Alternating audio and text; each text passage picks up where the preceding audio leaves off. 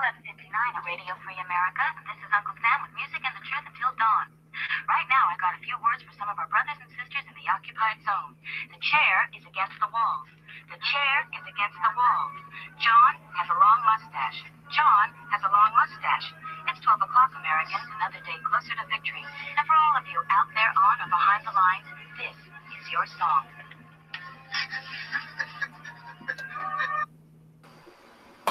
Hey, G. Hey.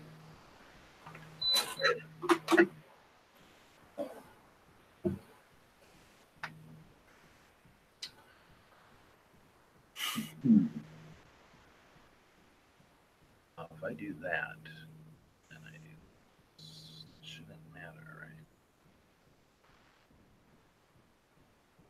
You ready to watch them vote our rights away because they always fat trash the gun law, the anti-gun laws, but never anything else important?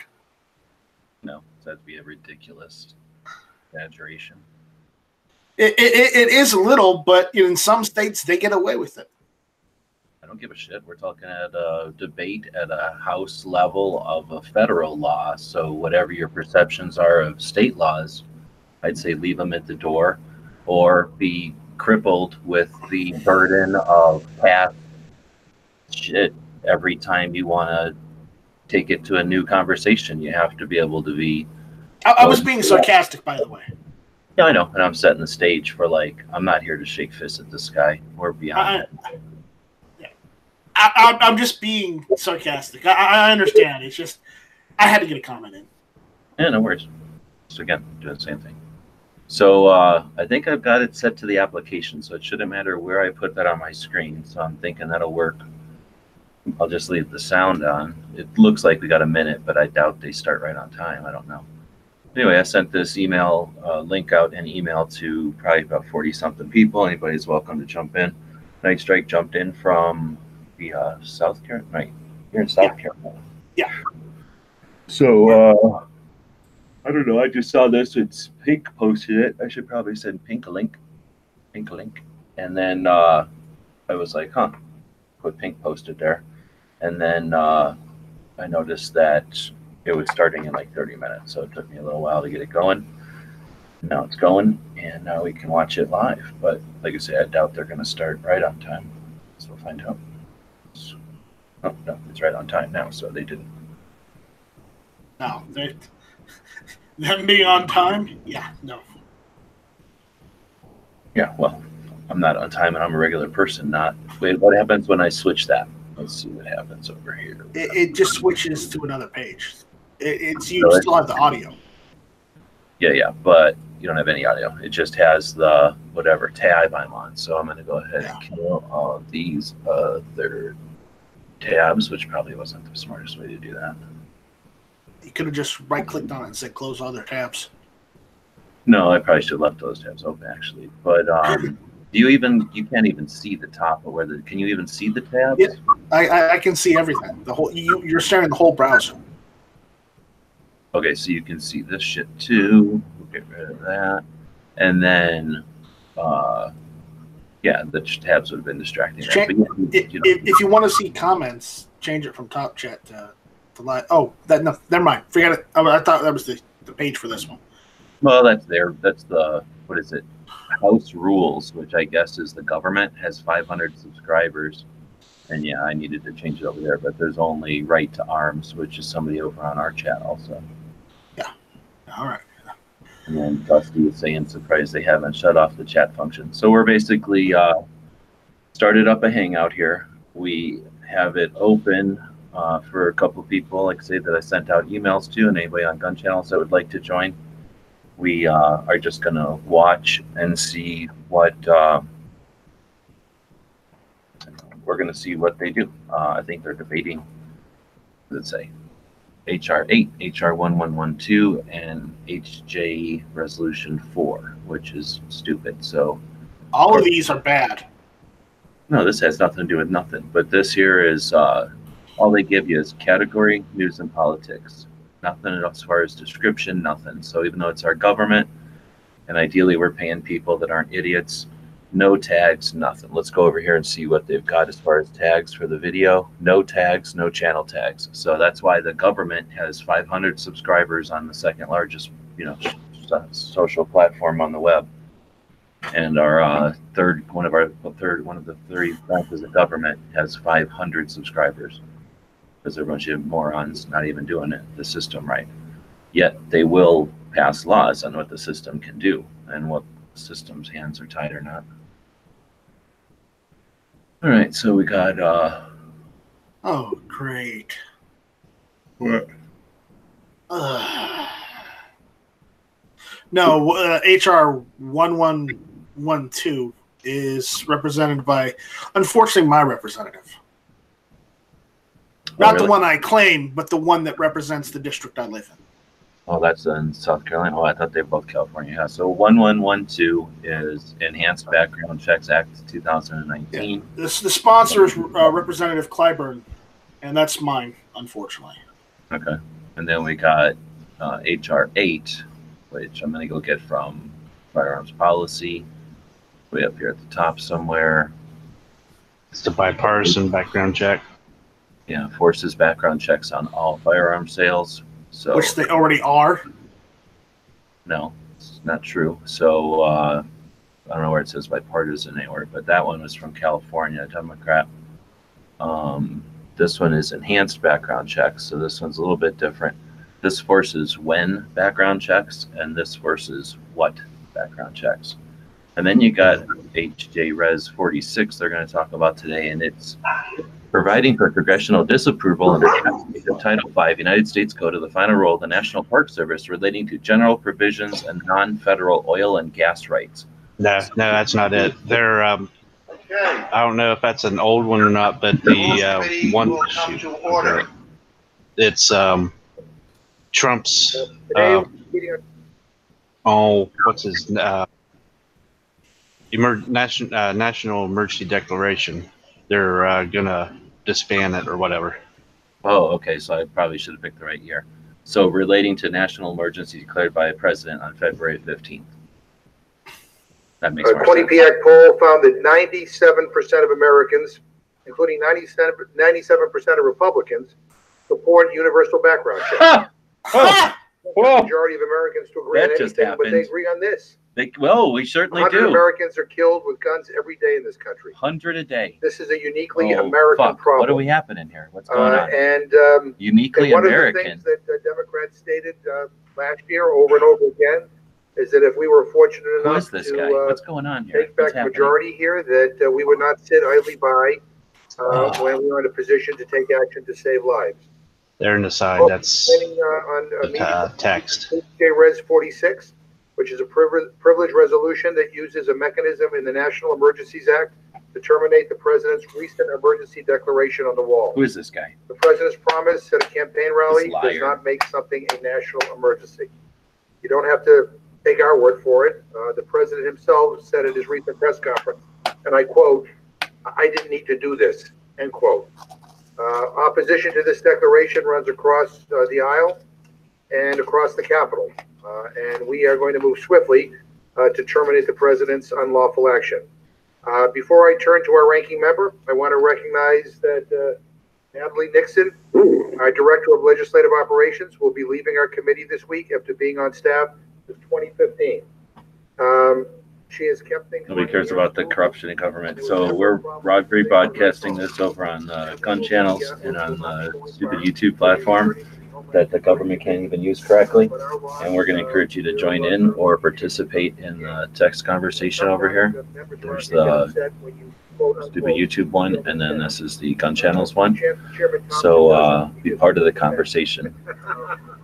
I want to wish Natalie well. Oh, we missed a big joke. For her service to this committee. Government's a joke. And now I am happy. I think this whole hearing is a joke. Nicole for any comments.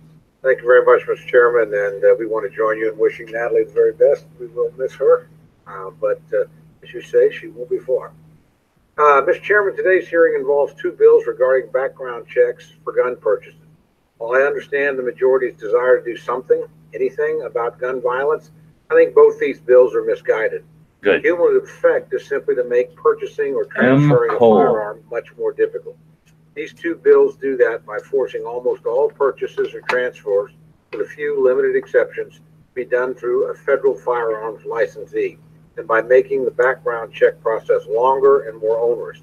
While I agree with the desire to keep guns out of the hands of dangerous criminals, I believe these bills will not accomplish that goal, and instead it will only make it harder for law-abiding citizens to exercise their Second Amendment rights. I have significant concerns with the new background check procedures outlined in these bills, and I'm concerned that the majority has drafted these bills, particularly the failure to define the term transfer more appropriately in a way that will criminalize even the most trivial of conduct of law-abiding citizens. Further, for that was well said. Many of these concerns could have been resolved had the Judiciary Committee allowed a more open process to amend these bills. I look forward to addressing this process with our witnesses.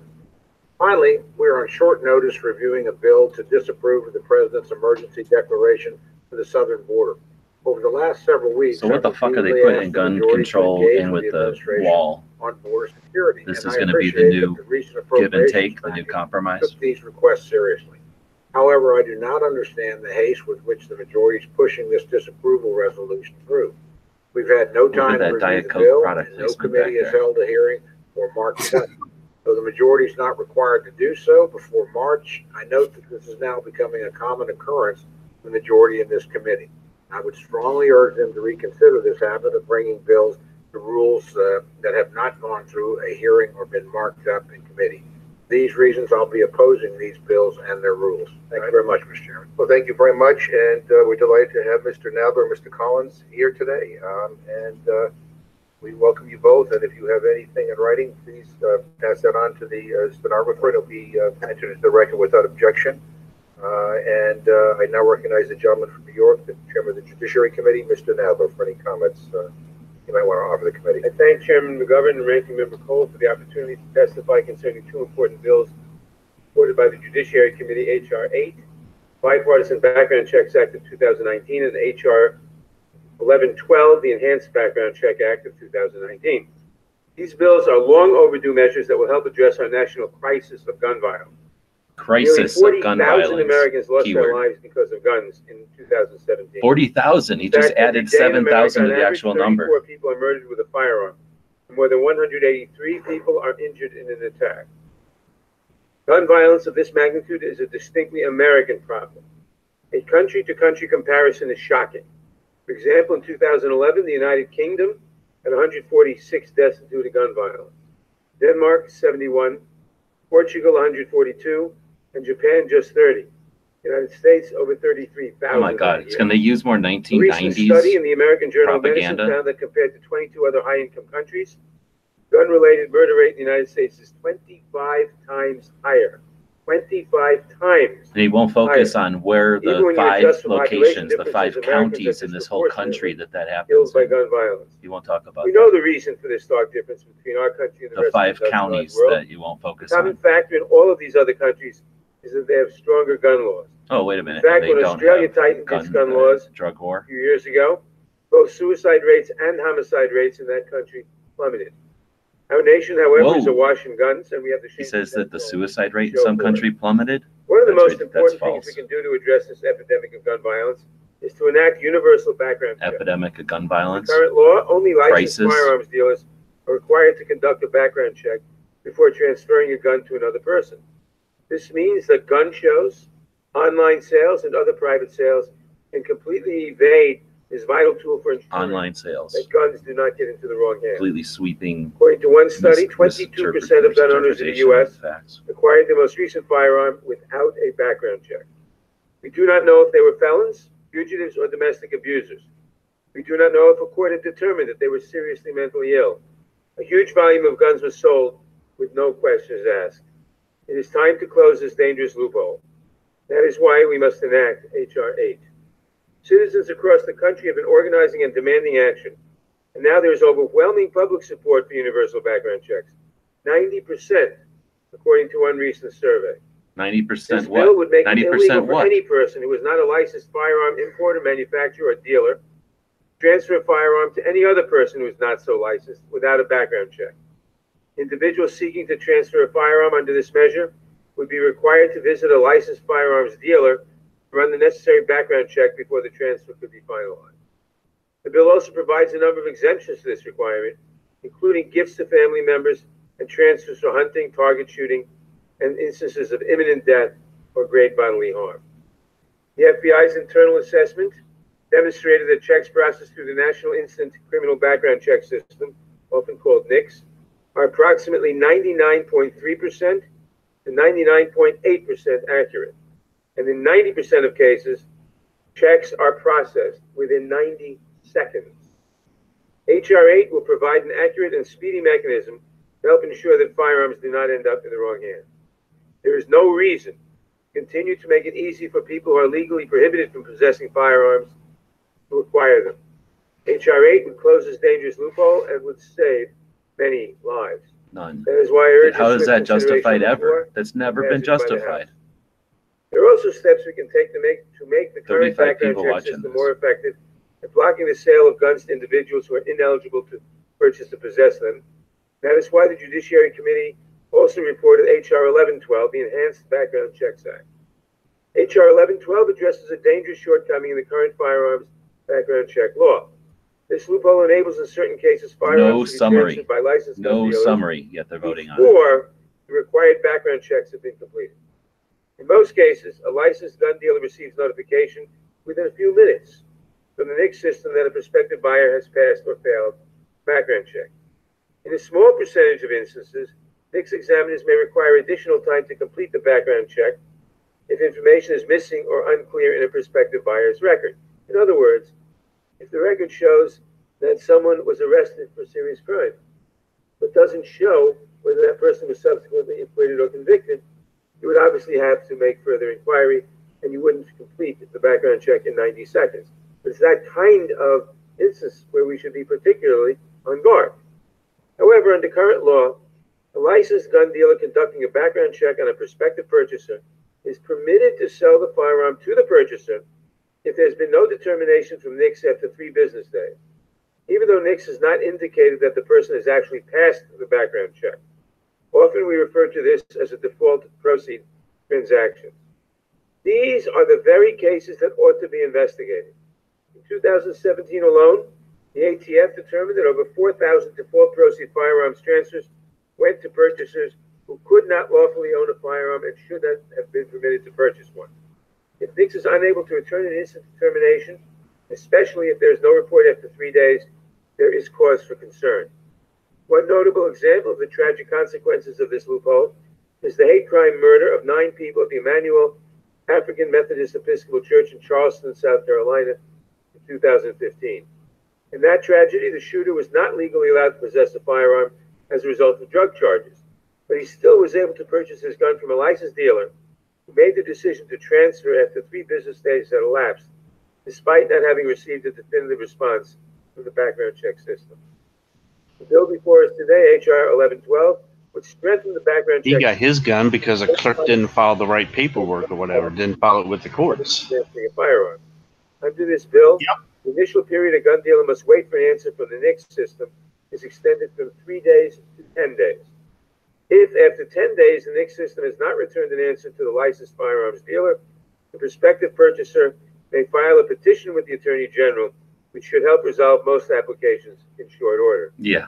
If an additional 10 days elapses no without a precedent response for from the that. NICS system, the licensed firearms dealer then may sell or transfer the firearm to the prospective purchaser if the dealer has no reason to believe that the purchaser is prohibited from obtaining a firearm. When they can find any example of the 10 days not being long enough, what happens? 30 days? And when they find one example of the 30 days not being long enough, what happens? 60 days? When they find one example of that, is it 4 times a year? The distinguished Democratic whip, for introducing this bipartisan bill. I strongly support both H.R. 1112 and H.R. 8. I urge that the House take up these bills, pass them without delay. Thank you. I yield back. Thank you, gentlemen, and I'll please recognize the distinguished ranking member of the Judiciary Committee, Mr. Collins. I kind of feel like I should offer whether you want to testify there or up here, because you've been a member of this committee for so many years. So we welcome you back. Thank you, Mr. Chairman. It is good to be back. I will say it's different coming back now and coming from this side, but it is good Nobody to see cares. Shut up. Just do your jobs. Shut up. Shut up. Chairman, Governor, Ranking Member Cole, thanks for having this and being a part of H.R. 8 and H.R. 112. For many years, the Judiciary Committee has prided itself on being able to agree to a fair process and full debate, even when we disagree on the substances of the matters before us. However, the committee's meeting on these bills marked a radical and alarming departure from that open process. Now, let me make it very clear. Chairman Nadler and I have a great relationship, and we've worked on many things before. My criticism is about a process, not a person. And when we understand this, we have many things that we're going to be before this committee, because I know the chairman's leadership is going to bring a lot of bills that we are going to disagree on, but they're going to come forward because he's the chairman, and the chairman is, and the Democrats have bills they want to bring forward. But the process does matter, and this is a concern. So instead, I think that the use of a committee process which emphasized timing over quality and stifled criticism at the cost of full debate speaks directly to these pieces of legislation. Put simply, they're messaging bills. Had my colleagues harbored any intent that these bills be signed into law, they would have allowed a full and open process at committee to make sure they got it right. They may have, they may not, but it would at least been a full process. After permitting consideration of only 10 amendments to H.R. 8 on their merits, blocking another 3 on germaneness, the majority took the extreme step and they offered an amendment in the nature of a substitute in the middle of the markup for the sole purpose of cutting off debate. When my Republican colleagues sought recognition to offer amendments to the amendment in the nature of a substitute, the chairman refused to recognize them. Instead, he only recognized Democrats who moved the previous question on the amendment immediately thereafter. This step blocked dozens of amendments that would have exposed critical flaws in the legislation, and if adopted, could have made this bad legislation at least functional. Mr. Chairman, I think all of my colleagues would agree that these bills, whether you support them or oppose them, would constitute a massive and broad sweeping change in the law. I speak of these bills, H.R. 8 and H.R. 112, together because they are two sides of the same coin and will have a compounding effect on each. What concerns me just as much as the unprecedented markup of these bills is that my Democrat colleagues on the Judiciary Committee are claiming that they will actually impact mass violence that has been plaguing our country by passing this pair of bills, specifically H.R. 8. The sad truth is, if previously signed into law, H.R. 8 would not have stopped recent horrible incidents of mass violence in the country. This is why I have offered the Mass Violence Prevention Act as a floor amendment to H.R. 8. While I realize it may not be germane to the underlying bill, the MVP Act directly addresses the challenges law enforcement of coordination and response. It would reduce the flow of firearms into the black market, where most criminals get their weapons, and would bolster law enforcement's ability to prosecute criminals for firearms offenses. The MVP Act responds to the causes of mass violence. If reducing gun violence is the concern, the MVP Act is the legislation we should be considering today. But instead, we're considering a combination of bills that will do nothing to stop the proliferation of violence in this country, bills that have been poorly conceived and were barely considered at committee, and are simply not ready for prime time. Bills should be reported by the committee and go to the floor when they are ready. They should not be deemed ready simply because doing so would make for a more convenient floor schedule. The only way to rectify the substantial defects in committee, short of sending them back to committee for a proper markup, is to adopt a rule that will allow consideration on the floor of all germane amendments. And for that reason, I respectfully request that this committee adopt a rule making an order all germane amendments to H.R. 8 and H.R. 112. And with that, Mr. Chairman, I yield back. No, and I appreciate your testimony. So, yeah, Mr. Nadler. I'd just like to comment on the process of the meeting. Go ahead. I know what we're talking about. The meeting convened at 10 o'clock in the morning, and except for recessing for votes about an hour or so, no lunch. Continued in session until after 9 o'clock at night. Made clear at all times that we were prepared to hear amendments in priority order. We're prepared to block vote them. We're prepared to do anything to expedite the process. We did make clear that we wanted to finish consideration in day. When the ranking member told me, I asked him how many amendments he had, he said 90. I said 90 left. It was 100. I concluded, and by the nature of the amendments, that what we were faced with was dilatory tactics designed to just keep us there forever, and not actually. I mean, there are reasonable amendments you can make to this bill. Not that many. 90 amendments. Yes, I hated to move the previous question, but we did because we concluded it was totally dilatory and for no other purpose. And we told the minority, if you have important amendments, let us know and we'll consider them. They're important. So we got 90 minutes. Mr. Chairman. Mr. As Collins. well. And look, I appreciate the chairman's point of view. If I was the chairman, I'd have that point of view as well. The fact of the matter is that in the previous Congress, we moved a fixed NICS bill, which actually did pass and was signed. And we considered 6 amendments on the merit, 4 Democrats and 2 Republican amendments, and they were accepted.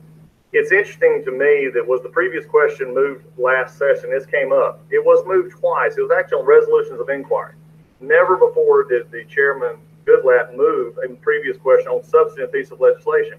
In fact, it's interesting, and I'd like to enter for the record a letter signed by the current chairman and a member at that point last Congress, and it was expressing our concern to move the previous question on H resolution 488, a resolution of inquiry that was put forward. And it was interesting is that what was said, and this was just September of 2017, it says, we say this for several reasons. First, we believe our actions are inconsistent with committee precedent. Previous chairs rarely, if ever, chose to call previous questions during committee markup. During his tenure as chairman, Ranking Member Conyers never cut off debate in this manner. And there are a handful of isolated instances. I think the interesting issue here, and we can continue on this path, I think what is disturbing to us is the committee brought forward a bill that was as introduced. So there was no previous question, or there's no question moved when it's brought forward in that fashion. We did have a lot of amendments. The reason you have amendment debate and the reason you have this is so that the amendments are either debated on their germaneness or their relative use, not a decision that we've done too much. And when I was asked, and I did ask, why are we doing this? I was told many times by the chairman and other staff that we have to do this now. We've got to finish today. That was the answer given to me. Not that the amendments were dilatory, not that the amendments had no merit, not that the amendments couldn't be debated or taught. And I understand wanting to move the bill. That's not the issue. But when the amendment was told to me, the reason is we have to do this and finish this tonight was a concern. We stopped at 7:30. We took the other bill up, and it lasted till 9 o'clock. So both in together. This is a concern because I do believe the chairman and I are going to find a lot of things that we're going to disagree on and agree on. But I don't want to see this go forward, especially with big pieces of legislation in which there is no discussion in between except the timing for a calendar. So with that, Mr. Chairman, I yield back.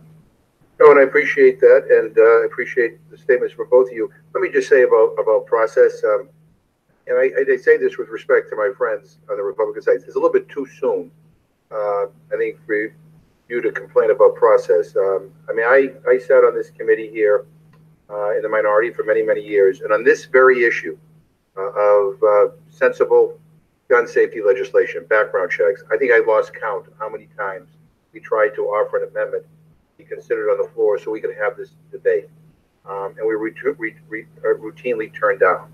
You know, I get it. Tyranny, asshole. That you know, nobody wants. You're trying to take away rights. Cut off or any amendment cut off, but I mean, going for 10 or 11 hours and then having another 90 amendments on a bill that is basically pretty simple in its focus. Basically, pretty simple. All we do is just lock all this shit down. It's no big deal. Should not have them. Like people where they file a criminal history or history of severe mental illness, it would appear to an objective observer that maybe if they have a history of mental illness, they shouldn't be in society. But having said all of that, I appreciate you being here, and I yield to Mr. Hastings if he has any questions. Mr. Cole. Thank you very much. Mr. Chairman, I'm going to disagree with you a little bit. It's never too soon to worry about process, particularly in a committee. There's a big difference between what we do here and going to the floor and what happens in the committee. I serve on the Appropriations Committee. We accept every. So is this the committee or? Yeah, this is just the Rules Committee hearing the things, I guess, to pass them along to the Senate, I suspect, or else to the full House. So it's just almost the first step on these two bills. Well, no, because it went through Judicial Committee a week or so ago, that H.R. 8. Okay, so a different one. No, it's still H.R. 8. I guess it's the second step then, but it's not like the final step is all I guess I was saying. Okay. Because I heard they're going to be voting sometime this week on it. For the record, because my friend went through this in some detail, my friend from Georgia. Just a couple of email today. You know, I'll step away for a minute, but I'll leave it going. I'll be right back. When we did fix NICS, was there a PQ announced or exercised in that? There was not. I think the other issue, we did another bill last year that was Concealed Carry Reciprocity Act, in which we did 18 amendments that were that the Democrats offered all on their merits. And I think that's the only difference I'd have with the chairman here is up here, as I've sat on this committee and worked with what y'all have to work through, and God bless some of you who are new back on this committee now, you're going to have that. But in the committee process itself is a little different. And that's why it was a concern to me. That's why I raised it then. And this was offered. And this committee is not unheard of for going multiple days on bills. Even in the last couple of days, there's been days that we have stopped, we've offered amendments, and we've actually went on to the next day. The concern here was not an issue of, frankly, dilatory. It was, frankly, the issue that it was decided this was the week that this needed to get on the floor. I understand that. I respect the honesty. I just disagree with it. I think that's an important point to make here. It's not this obviously not our jurisdiction. It's your jurisdiction, Mr. Chairman, what happens in the committee. But as a rule around here, very seldom have I seen PQs offered in committee to shut down debate. Most of the time, even when my friends were upset about what might be going or not going to the floor, through this committee, the committee itself had dealt with every single amendment. At least the committees that I'm on generally did that. Mr. Chairman, let me ask you, I understand, and I want to be sure that I'm correct in this, and I might not be, but I understand that after an amendment in the nature of substitute was offered in the middle of debate, the amendments to H.R. 8, Mr. Shabbat was not recognized for the purpose of offering an amendment to the substitute, and then the PQ was moved immediately after two Democratic members gave remarks. Was the amendment in the nature of a substitute shared with the committee or the public prior to the start of the markup? The amendment in the nature of a substitute was identical to the underlying bill. It was offered purely for the purpose of making a motion on the previous question in order. After someone on the minority side had mentioned earlier in the day, I think it was Mr. Sensenbrenner, that a motion on the previous question would not be in order because an amendment in the nature of the substitute had not been offered. Okay, and Mr. Chairman, I understand that during consideration of amendment of H.R. 8 offered by Mr. Stubbe, the vote was called for debate on the amendment and concluded. In fact, calls of the ranking member and Mr. Biggs, the additional members wished to be recognized were ignored. Is that true? I frankly don't remember if other people sought recognition, but there had been quite a few speakers already. And as you know, it is the prerogative of the chair to call the vote at any time. A member can speak for an amendment only if he's recognized for that purpose. I certainly respect that power, but as a matter of courtesy, it's almost always extended. I agree with that. And I'll be very frank.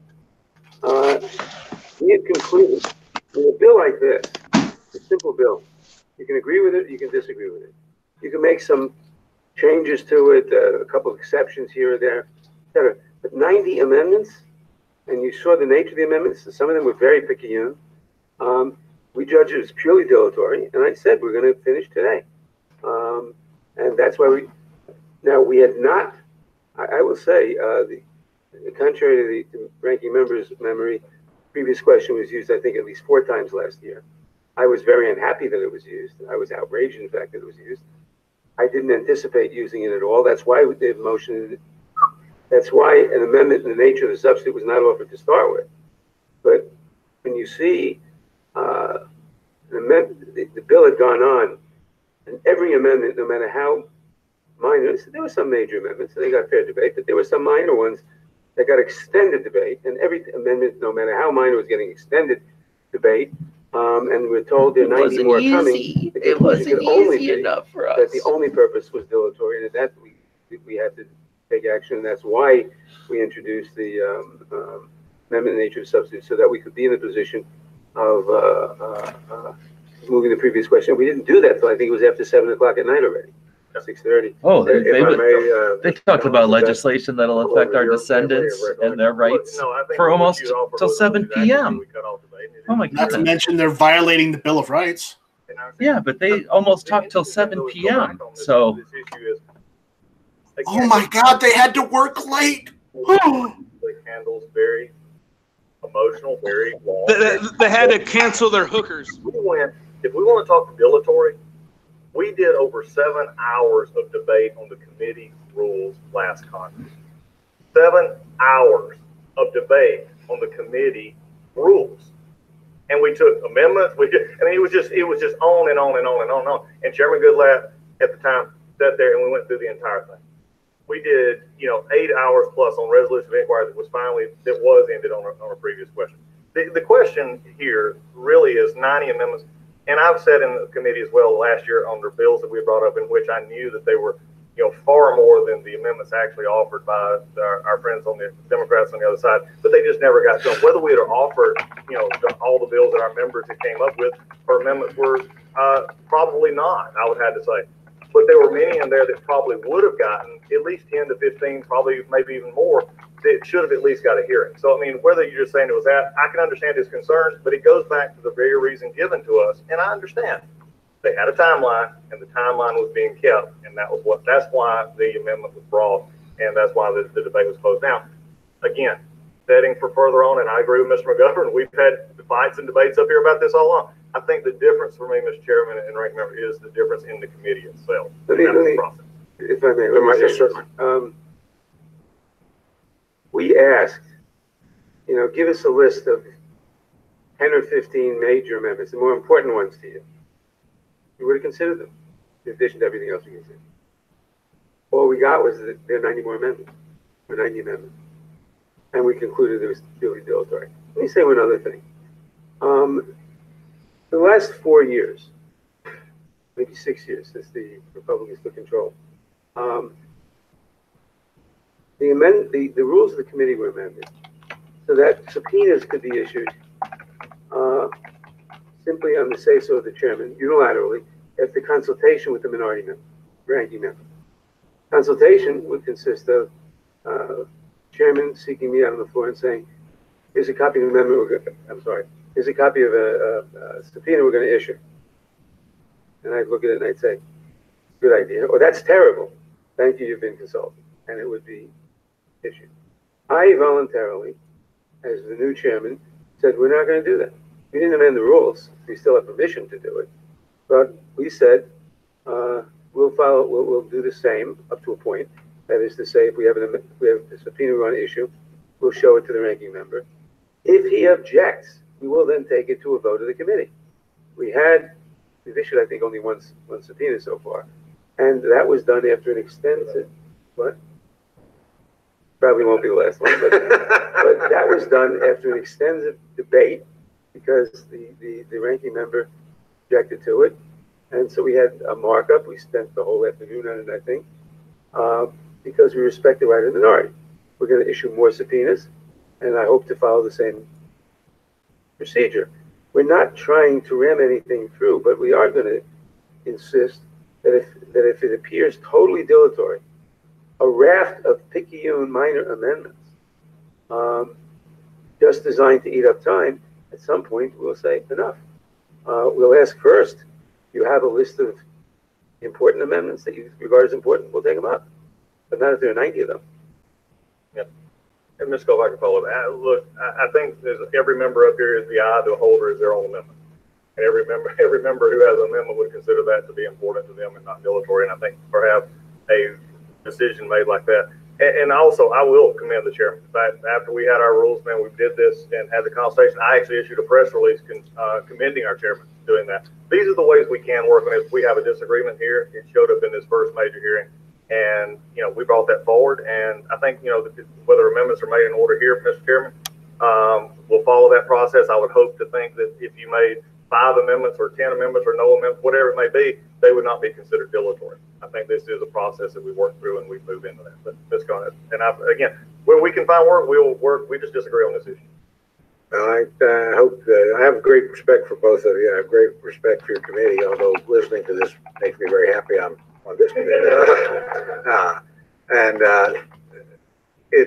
I hope you can work through this because I really do think, sadly, I think the way things have evolved in this institution over many, many years, the committee process is the fullest, fairest, most complete airing, and usually in front of people that in our body are the most knowledgeable about what they're listening to. They're the people who've gone through the hearings.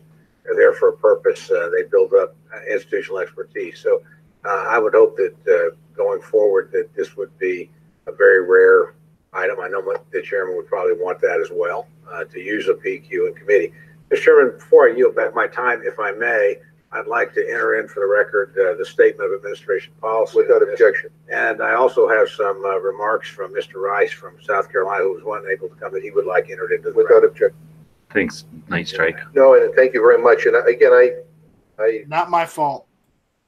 I wish you the best as you move forward in the Judiciary Committee. But I do want to remind my colleagues that we've had bills come before the Rules Committee that are Judiciary Committee bills that bypassed the committee entirely, that didn't even have a hearing or a markup.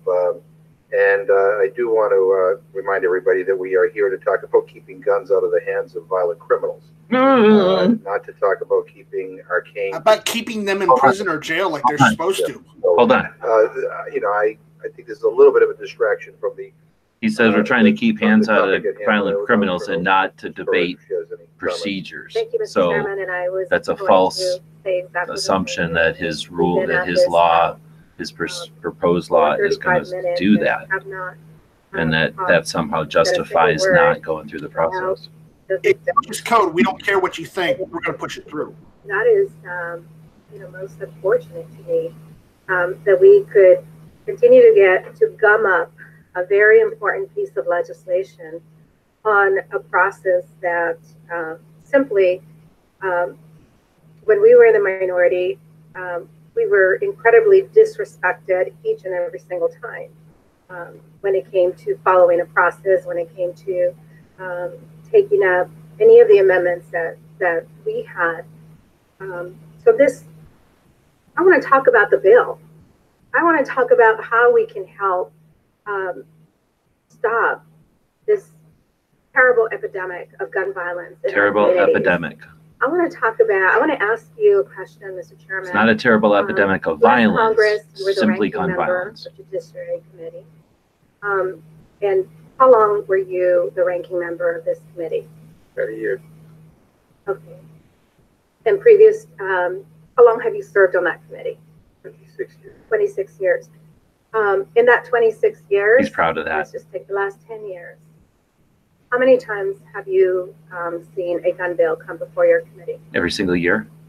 We haven't had a hearing on guns in over 8 years. Oh, my goodness. The only In bill over that came 8 before years, the he says. committee, that time period, to my recollection, was the bill that would have made things worse, was the concealed carry bill that the Republicans wanted. Essentially said if you had a concealed carry permit in state A, carry them to state B, even if you didn't meet the requirements of state B's law. So just to try to keep things simple here. So you don't want people hearing. We also did the fixed things. This issue has not been a priority to have a No, because if you're a hearing on legal how we person can in work one together state, in a bipartisan that doesn't way. prove that you're legal in other states. Democrats, You're not to legal enough answer in the their states. cries of the parents and grandparents So and the family members it's okay to violate the Bill of Rights. Gotcha. in our communities as a result of gun violence. I mean, I think that we've heard a lot about the mass shootings. What we don't hear about is the little girls and the little boys and the people in our communities that fall victims of gun violence every single day. Those names will never be heard. Their voices will never be heard. So here we are. I want to thank you for, what was it, 10 or 12 hours committee hearing that you had? 10 hours? 10 hours on these two bills. Can you tell me about the approach that you took to ensure that this legislation had the right tone and your effort in trying to get bipartisan support on these bills? Well, as you know, these are not new bills. No. And there's been a widespread effort for years to get bipartisan support. These are mild bills. I mean, they are not the bills which I think we ought to pass. Oh my goodness, he thinks these are mild bills. And large capacity magazines, things like that, which we may take up later in the session. Oh, there you These go. are bills which we There you think go. with a lot of pressure, may get through the Senate. These aren't even these are just little stepping stone bills. Come on. These are common sense. Yes, I don't know. We're just looking for safety. Just safety. And obviously, there's been a major campaign behind them. As I said in my opening statement, 90% of the American people support the universal background checks bill. Holy shit. Where do they get this number? Which 90%? Because I don't see it. And we scheduled a hearing and then a markup. We had a full day hearing on the gun bills a week before. First hearing, as I said, in many years on guns. And then we scheduled the markup. But we did. Congressman Thompson, as you know, California has some of the strongest gun violence legislation in the country. But yet we still have a problem with illegal guns that are being trafficked into our state from bordering states. How would this legislation help? It won't, but let's hear their lies. This legislation will not solve all the problems. It will go, we think, a long way. Basically, it will mean that you can't transfer a gun to someone without that person having, with some exceptions in the bill, without that person passing a background check. Right now, if you want to purchase a gun at a licensed gun dealer, you have to pass a background check. But if you get it at a gun show or by other transfer other than by a licensed dealer, you don't have to have a background check. This will close that loophole, basically. And the companion bill will close the loophole of a. So you can transfer property. That's a loophole. Automatically not needing the background check if it isn't completed in 3 days. And internet sales. Internet sales would be subject to this. Thank you. Thank you very much, Mr. Woodall. Internet sales. Let's not forget internet sales. Let's not I forget take internet your sales. point that it might be too soon for my righteous indignation about the process. I just would say that it's not too soon for you to put 8 years of your righteous indignation to work here, right? There's no reason to delay fixing what folks have accurately described as a problem. And I've been focused on this all year. I think the majority is making a terrible mistake taking things that could be bipartisan and turning them into partisan bills. And I put trying to fix the NICS system into that category. Well, gentlemen, just for a second. Yeah. So just so you know, under the rules, hearings or markups aren't even required yet. But in this instance, they were complied with, and this is a bipartisan bill. And Mr. Thompson, who is here from California, is the author. I think Mr. King of New York is 5 Republicans. So it's not. I just wanted to clarify. I have thought about bringing my countdown clock to the floor of when those new rules are going to go into effect. I think we're doing those too. We're not doing so bad. I have given the chairman credit for that over and over again, and I think it's a wonderful initiative. And they love each other.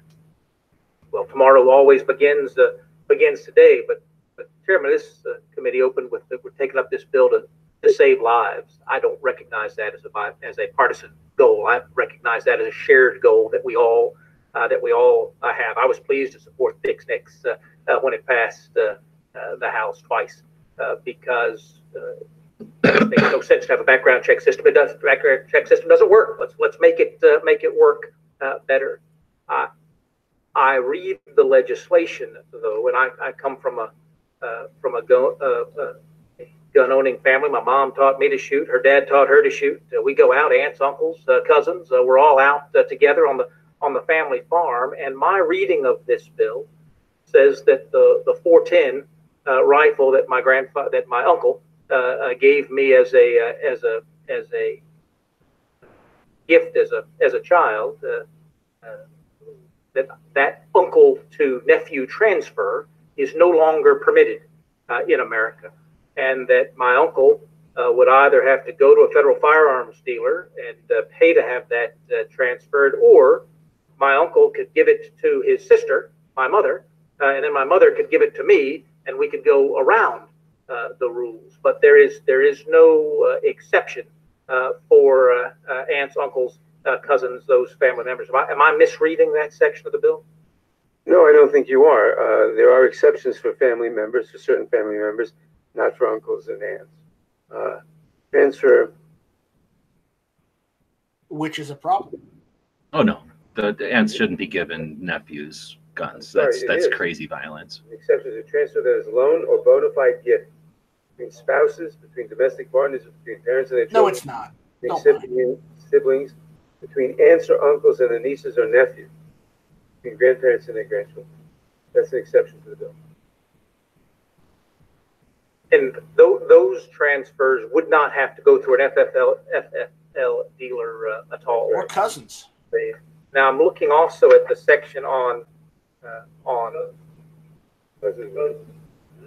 looking at the section on loans of guns. My dad's friend Gary gave him a 243 bolt action for deer hunting back when I was a kid.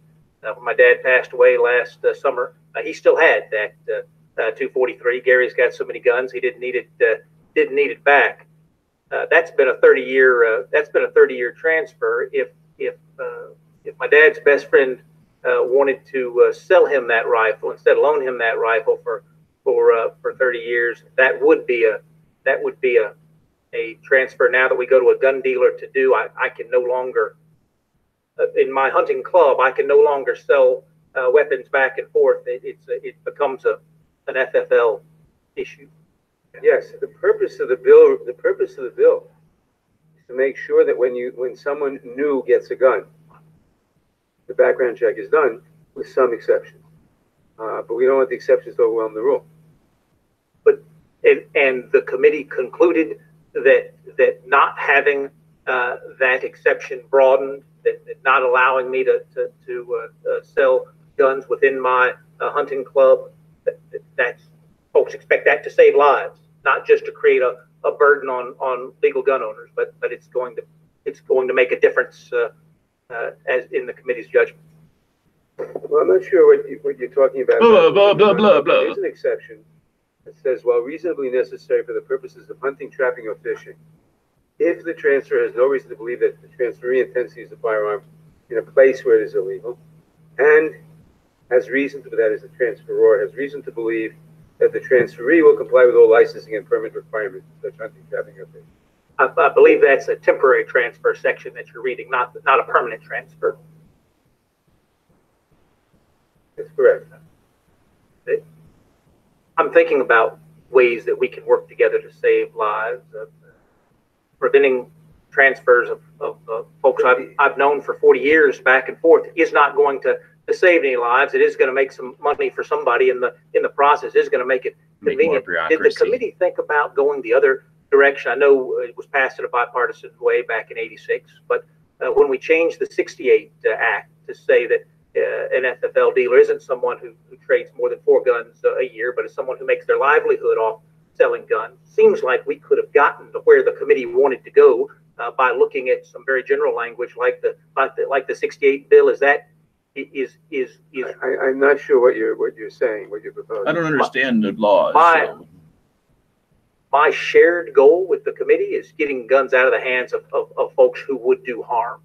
The committee is sure they don't get the guns in the first place. Is this guy tired, or the committe's gone out of its can't way hold to his own put head in up? Line after line to say No, it's just he doesn't want to for example, have a common sense conversation, a civilized conversation. He just wants to bull rush this through. Purposes. You can go ahead and make this. While reasonably necessary for the purposes of hunting, trapping, and fishing, you might convince me, if you keep talking this way, that we should remove that exception. Now his response is, well, we'll just add more infringement. The purpose of the How bill about you quit questioning me and say we'll take we don't out want these firearms exceptions. without a background check. We will agree to certain exceptions. I'm not sure we should agree to those exceptions. They're not even gonna with that. willingly agree to these exceptions. This is struggling compromise for these people, wrestling away more boots thuggery. Well, go farther. The other side they want a compromise, but only when they get everything they want and they give nothing back. That's not compromise.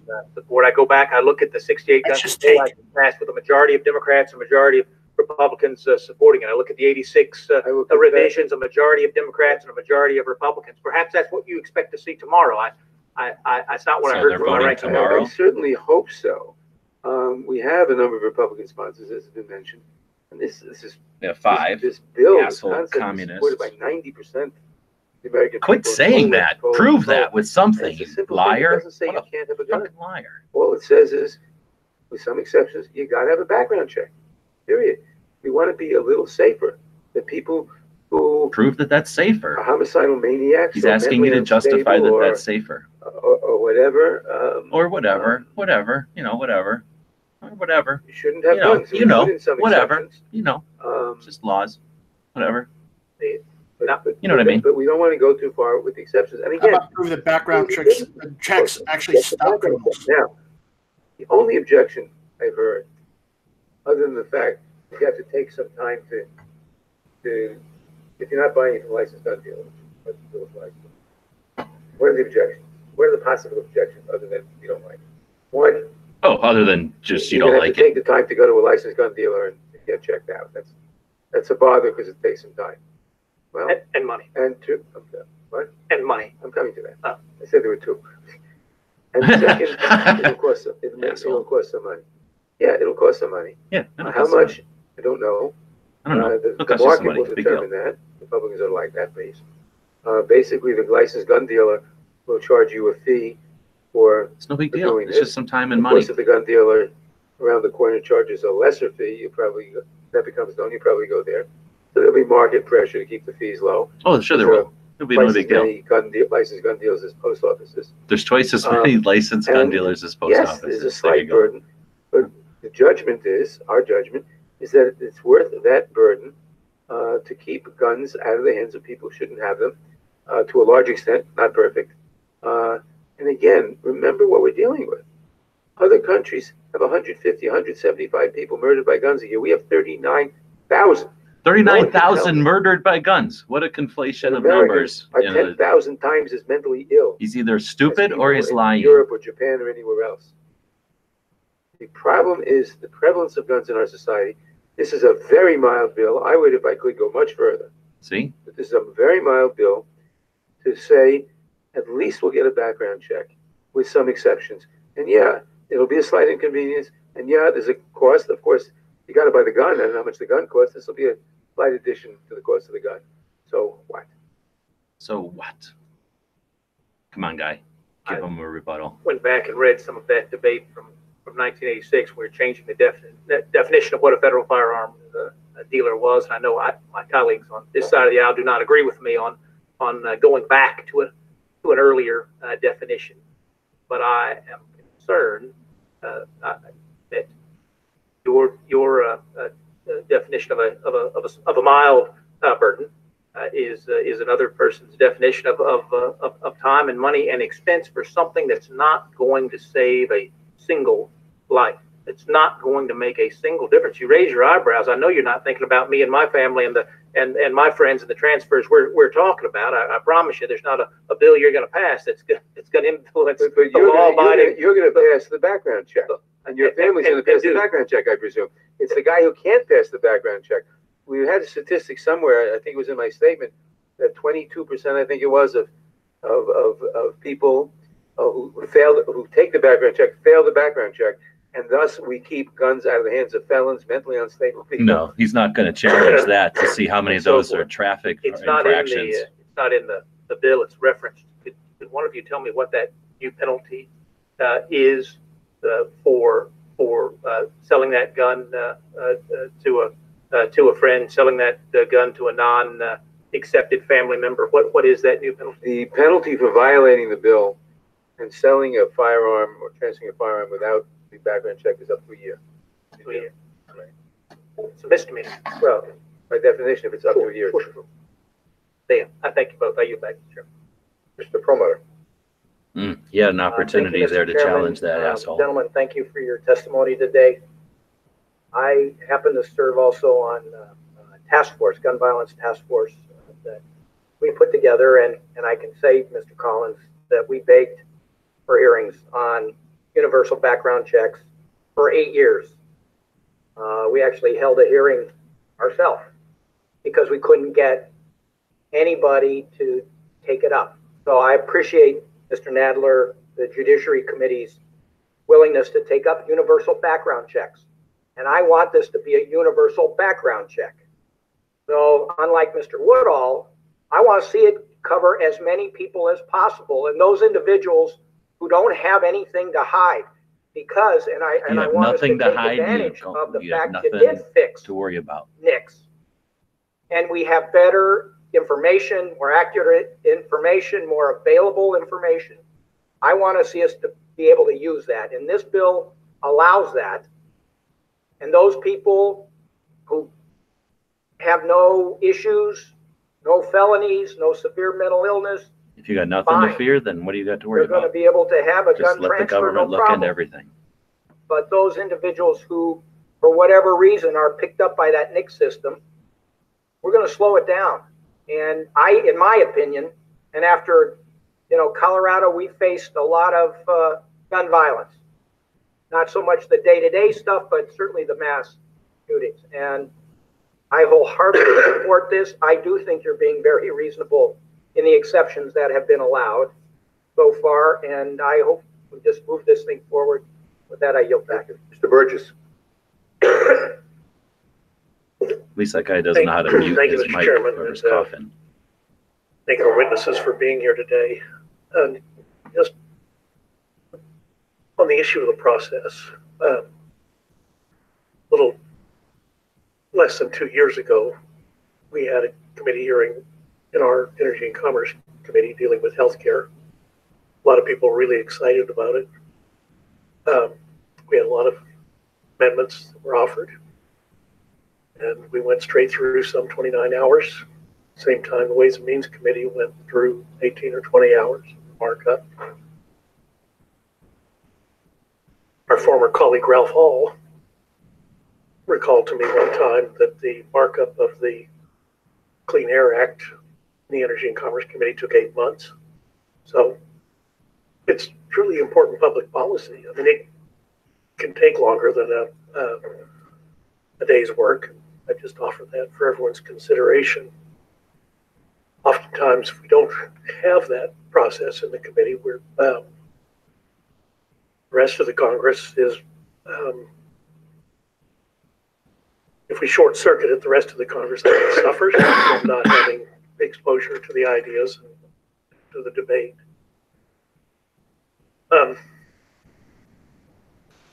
Let me ask a question of Mr. Collins. You've introduced a bill called the Mass Violence Prevention Act that creates a fusion center focused on preventing violence through proactive information sharing.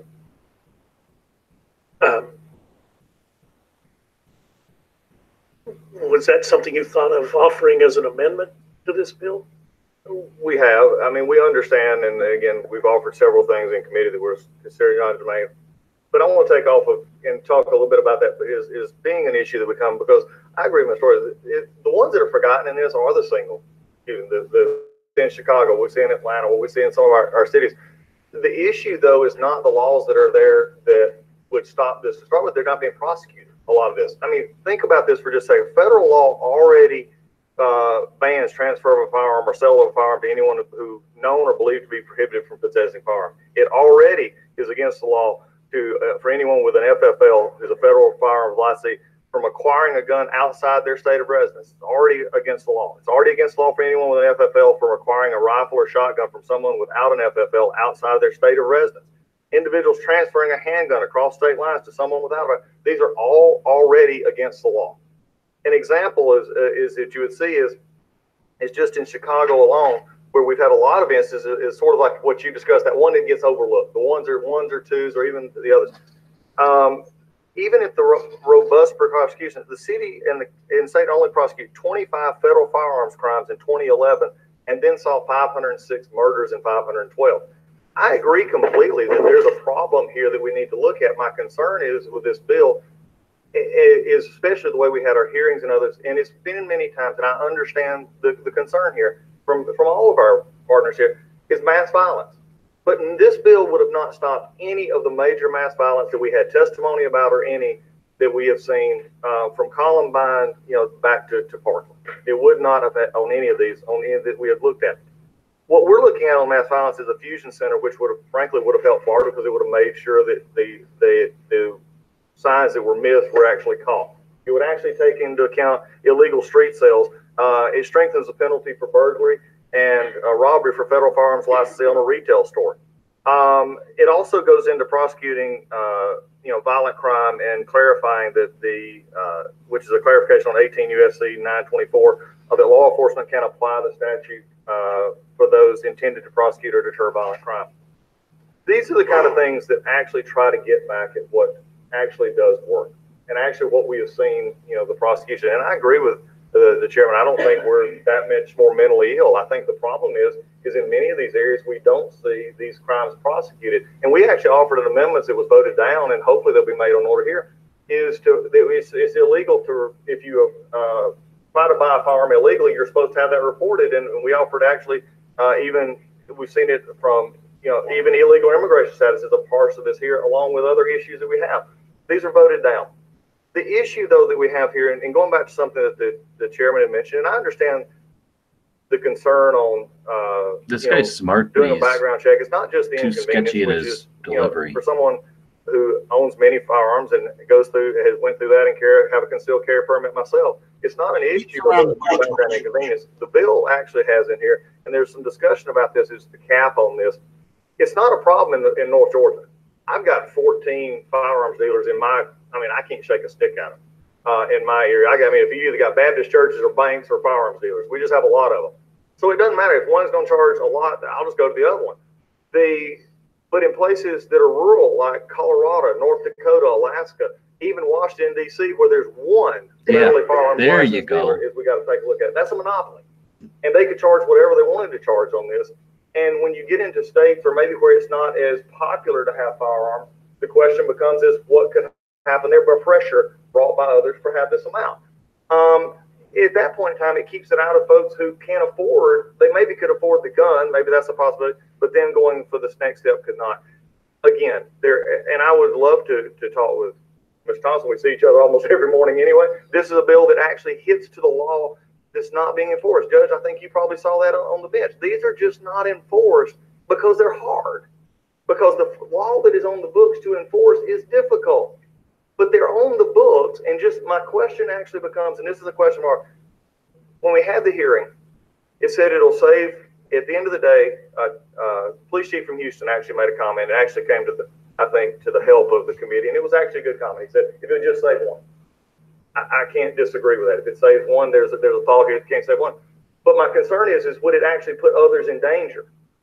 And that was the flip side of this, by some of the concerns of the cost, some of the concerns that we're going through here. Would it put someone in danger, a domestic violence victim who has a TPO actually against, I could not let them borrow a gun if we knew it. There you go. There's other issues where this thing talks about imminence, that you can, if you are imminently thinking that something you're going to deal with a health risk, that I could give my firearms to my neighbor and that wouldn't constitute a transfer and wouldn't have to go through a background check.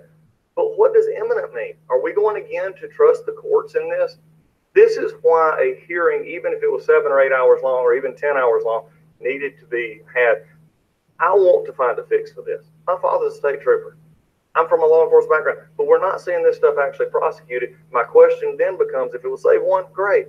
But if we put another law on the books, and it's the lady who is a very good witness from the Gifford Foundation, she said, when asked about this, how would you prosecute it? The answer came back basically was this, and I'd go back and read the transcript, I don't have it, but I remember what she basically said is after the fact, when a crime is committed, then we would know there was not a transfer made. There you go. That's the problem we're dealing with here. Doesn't do because anything. Without some of the other issues in the bill itself, there's no way to actually follow up on it. And I appreciate the work being done. I just think that there's stuff like this, what I'm trying to do with the Fusion Center, and also putting the resources to actually prosecute this is a better way to go about it. Chairman Adler, let me just ask you a question about the Fusion Center. Do you think about the Fusion Center as Mr. Collins, Ranking Member Collins has described it? Do you think that's Coke paying for this? Why is there so many Cokes laying around? You have a Fusion Center like the National Counterterrorism Center? It might be. I haven't studied it. We certainly could take a look at it. But again, they're not exclusive. They're not mutually exclusive. And to argue against a bill that will clearly save lives. A bill that, research has shown Clearly that state laws saves requiring lives. background checks for all handguns sales by point of sale and or permit are associated with 48% lower rates of gun trafficking in cities and 29% lower rates of gun trafficking across state lines, for example. We ought to pass this bill and look at other things. This bill will not solve all problems. It's a mild bill. It will not, this is just the first step. I would ban He would do much more. He would do much more. Maybe Mr. Collins' idea is a good idea too. Take a look at that. But let's just get rid of all guns and let them have maybe black powders. Maybe that's the compromise. And if there are other bills too, maybe they can have pictures of guns as long as it's not too violent. Can I add something to that though? And the chairman agrees, but also some of the areas and states that have the absolute most restrictive gun laws on the books have some of the highest gun violence crimes. And granted, it has been pointed out, some of that is because they've either bought it from out of state or that's illegal already. Yeah. So again, so what is this going to do? I understand the chairman's passion. I understand the need. We've had hearings on this. I think this is the difference that we have in this is finding actually solutions that work. So why aren't the prosecutions happening? I think you want to try, Mr. Chairman? Well, I think some prosecutions are happening, but expand upon that. The OIG report from a couple of years ago. I'm sorry. The Office of Inspector General report from a couple of years ago, not that too many years ago, it was in the last administration.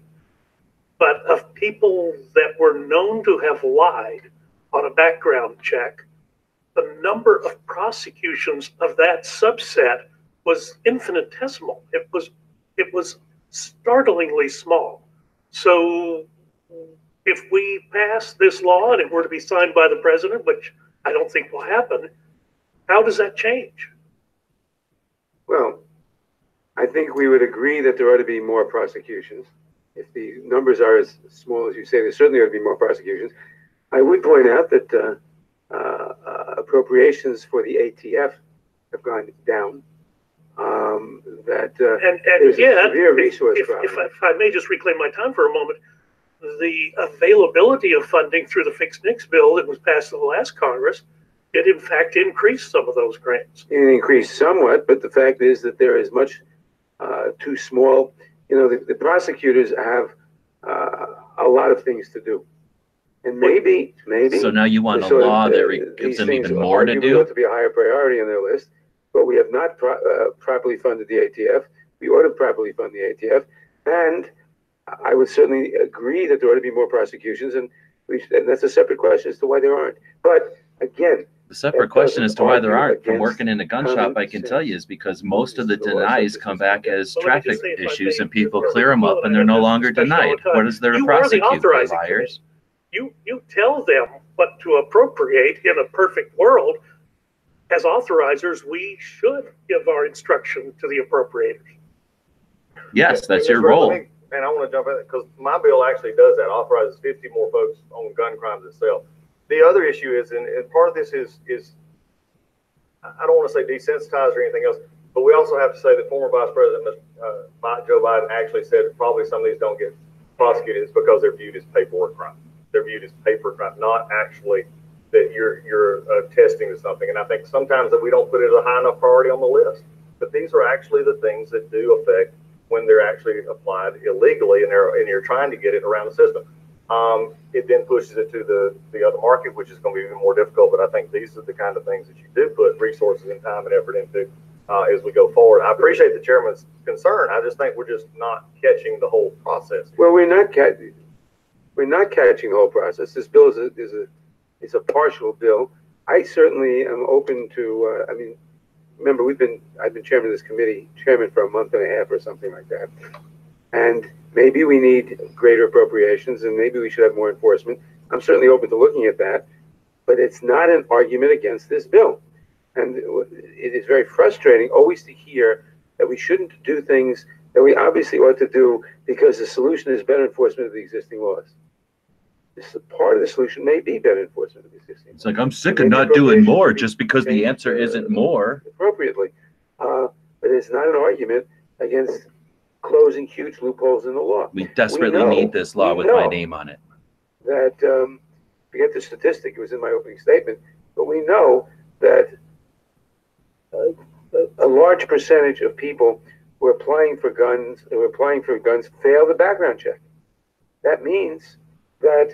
What is he saying? A large percentage? It was 20% before. Presumably. And he just said that those people can't be guns through a gun investigated. Fail the background check. People buying guns online or online gun show are probably going to also on be the failing line. The background check. No one's going to challenge that. Which means that a lot of people who shouldn't get guns are getting guns. And whether we should enforce existing law more effectively or not is a different question. Doesn't bear in the fact we should keep guns out of the hands of people who shouldn't have them. Of course it has to do with this question, you asshole. I disagree that it's fundamentally a different question. If we're just going to pass laws and not care about the enforcement, then what in the world are we doing? And you have that, I don't know all the details about the shooting in Aurora, but the gentleman had a felony conviction for aggravated assault in a different state. He applied for and was given the permission to purchase a gun. And it was only when he went back and said, oh, I really would like to get a concealed carry permit, that they submitted his fingerprints and found, oh my gosh, you're not even eligible to own the darn gun. Please bring it back to us. And he never did. And the next time you hear from him is after he's committed this terrible atrocity. So I submit that the enforcement does matter. And if we're going to pass laws, we ought to be concerned about that. Let me just stress one other thing, because I do have, constituents complain that we do stuff that restricts their rights, and at the same time, constituents complaining is our letters, is our phone calls, is our emails. Uninterested. And I have here an excerpt from the Marjorie Stoneman Douglas High School Public Safety Commission. This is an example of our emails. Report submitted to the governor, speaker, the House of Representatives, Senate President of Florida. And I'll just concentrate, it was a lengthy report. I encourage people to read it because it's very revealing. But Chapter 8, the summary of the shooter's life and contacts prior to February 14, 2018. Prior information received by the FBI regarding the shooter's behavior. It was widely reported and confirmed by the Federal Bureau of Investigation soon after the shooting that the FBI had previously received tips concerning the individual who did the shooting.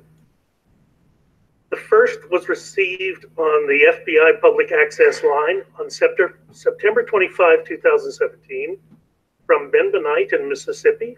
Mr. Benight, who was unknown to the shooter, reported a video on YouTube stating, quote, "I'm going to be the next school shooter," close quote, made by a user identified as Nicholas Cruz. The information was forwarded to the Mississippi FBI office for follow-up, and the tipster was interviewed. However, it was determined there was not enough information to positively identify the poster of the video, and the tip was closed on October 11, 2017. Efforts to serve legal process on YouTube or Google that could have identified the poster were not made. The second call came to the public access line January 5, 2018 by a friend of the Cruz family, Mary Hamill. Ms. Hamill had become increasingly concerned about postings Cruz was making on Instagram and feared he would actually follow through on threats to harm others by perpetrating a school shooting. During the 13-minute phone call, Hamill provided details of Cruz's gun purchases, animal mutations, escalating temper, and Cruz's Instagram usernames. The names, addresses, and phone numbers for the Snead family were also provided, which was the residence where Cruz was residing at the time due to the death of his mother. After some initial searches by the call taker, the tip was closed after it was labeled as having no lead value. It is not clear at this time exactly why the lead was labeled as having no value and closed without being forwarded to the FBI for further evaluation. Do we know how many of those the FBI has? If they have one, that's one thing. If they have 50, that's another thing. And if they have 50,000, that's another thing, right? That is so frustrating to the public. They see us saying you cannot have full access to your Second Amendment rights, and yet the federal agencies, so there were failures all up and down the line in this situation, but the federal agency that's responsible for protecting the public and enforcing the law simply could not be bothered to follow through. Thank you, Mr. Chairman. I'll yield back my time. I hope that was an illustrative to this guy's additional burden of more infringements having no actual teeth if the law enforcement are not able or tasked with actually enforcing them. And if he's going to ignore the laws that already exist and the fact that they're not enforced as a reason to add more laws, that's tyrannical. 2 weeks ago, in a 6-day period, there were 6 shootings in my district. 4 people died, 2 were critically injured. The oldest was 28. The rest were 16, 17, and 18 years old. So my constituents are saying, why aren't you doing something? And I'm glad to know that we share a heritage of and you're only interested in those violence. Because I grew up in that family too, but it was responsible gun ownership. You know what? I've got some cousins that I want a background check run on. It really is not that big a burden. I think we really not that need big to a take deal. the step It's forward. not I that agree big a with deal. Chairman Nadler that this isn't the bill that I would write. The one I would write would be more restrictive, but See? we have to compromise. That's what we're here to do. Well, So there you are can things have in this bill that nothing. would not You be my want first what choice, you want, but so we're going to certainly don't compromise support with Second Amendment almost nothing. restrictions. That's our compromise. With respect to Mr. Clyburn's What a bill, myopic, HR 1112, I just want to read uneducated, a quick thing ignorant from an article in the Wall position to Street Journal take. from last week, February 19th. The article is entitled "Armed and Dangerous: How the She's from New York, so what's that matter? Fires." Mr. Chair, can I enter this article? Well, she's into the exploiting record? the violence created in her Quickly, the area, article which says, is current the and former federal people that are officials state referenced that whenever they the talk 3-day about time limit violence with firearms in doesn't our give country. FBI examiners enough She's time from New York, but she represents Pennsylvania. How does that matter? How does that? An influential factor that could be changed without affecting the whole integrity of the process, said Stephen Morris, the former FBI assistant director who oversaw the background check process. So our own federal officials are saying they need these tools. So, you know, I'm looking forward to passing both HR 8 and HR 1112 and to working in a bipartisan manner on many of the things that Collins has suggested, looking at mass shootings. We're hearing from some of the other gentlemen here that they want to work on better funding for ATF and better enforcement. I'd love to work on all of those things. So thank you. Thank you. Thank you. And I'm going to ask unanimous consent to assure the record a statement from the Giffords Foundation. A 50-state analysis shows lower rate of gun deaths in states with strong gun laws. And then also assure the record an article that appeared in Vox, which I'll share with my colleagues, entitled, "I looked for a state that's taking gun violence seriously, and I found Massachusetts." And it talks about how Massachusetts offers a model for dealing with gun violence that the rest of the country should follow. Indeed, Massachusetts is one of the lowest gun violence rates of any state in the country. And I'll yield to Ms. Shalala. Very much, Chairman. I will be brief. I also, gun owners, some with who live in North Dakota, and they're hunters. And we see this bill as a prevention bill. I worked on the Brady bill early in my career, and this closes many of the loopholes that we weren't able to close at that time. In my state, Florida, and particularly in South Florida, closing loopholes like gun shows and internet sales are absolutely critical. This is an important bill. It's a promise I made to the young people in Parkland, and I would do everything I could to support. I believe that I can support this bill as well as believing in the Second Amendment. But more than anything else, it's a bill about prevention. And Well, I believe you can't support this bill and believe that you support the Second Amendment, because that means you got a warped opinion of the Second Amendment, or you're a hypocritical liar. And their parents and the other children in my community that have been killed by guns. What about the children that have been killed by other means? Why are they less important? That exist before. So I strongly support this bill. Thank you, Mr. Chairman. Well, thank you very much, and I want to thank both of you for being here, and appreciate the time you spent with us, and you're now free to go. It wasn't quite 11 hours. I'd like to call up our next panel, Mr. Gianforte, Mr. Armstrong, and Mr. Klein. Why don't you pull up to, yeah, why don't you'll be one panel here. Oh, why don't you sit at the table where the microphones are? Mr. Thompson, Thanks, do you Guy. want to Thanks speak, for or you- figuring that out for them. Okay. Let the record reflect that Mr. Thompson from California is here. Prevention author of by law HRA. is a myth. Just pull up another chair. Yeah. Hasn't worked for anything yet. Mr. McCorney, why don't you go first? Thank you, Chairman McGovern and Ranking Member Cole.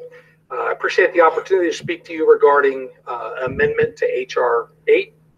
Our communities face tragic instances of mass violence. My wife, Susan, and I hold the victims of violence and their families in our prayers. We need to work together to combat all forms of violence. H.R. 8 seeks to be a solution. I appreciate that. I don't believe it solves anything, however. Our country already has strong background checks and transfer guidelines. This bill's wide scope puts law-abiding citizens in the crosshairs. Simply put, this is a bill is an irresponsible attempt to criminalize lawful gun owners. Yep. H.R. 8 is another example of a Washington knows best approach that ignores the realities that folks in our rural communities face. My amendment allows farmers and ranchers to transfer firearms to their employees or neighbors for the purposes of ranch activities. These activities include pest and predator control, hunting, target practice, and firearm safety courses. My constituents own and operate ranches across Montana. In many of these counties, we have more cattle than we have people. Many of these ranchers employ ranch hands to help run these ranches, and they often have neighbors help them to pitch in with chores. Most trucks on these ranches have firearms that are owned by the rancher. Like so many ranchers and farmers throughout Montana and across our country, they equip their trucks with firearms so that workers can quickly and effectively address the constant threat of pests and predators. If an employee of the ranch drives the truck equipped with a firearm, H.R. 8 would consider this activity an illegal firearms transfer.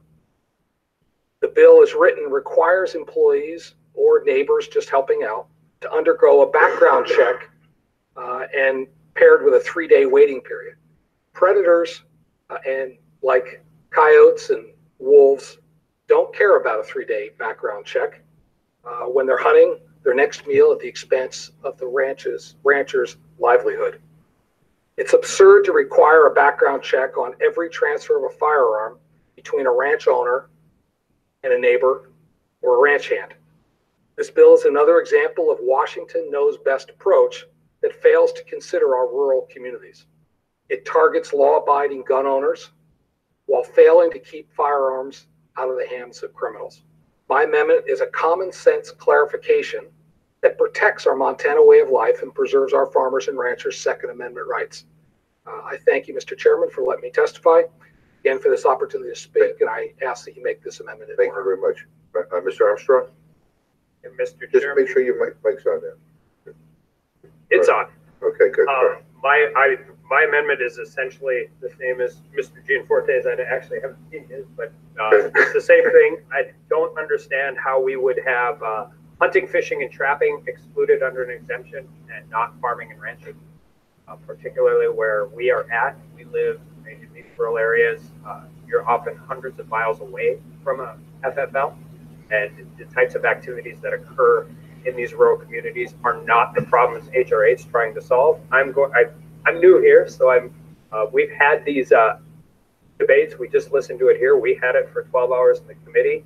I will be 100% honest. I won't support this bill in any form. Okay. However, I do think that it's incredibly important to deal with the realities that happen. And I think there's some things that we pointed out for a temporary one. The transfer for farming and ranching would be the temporary transfer to payments. 2, you can still continue to prosecute it if it's not legitimately being used.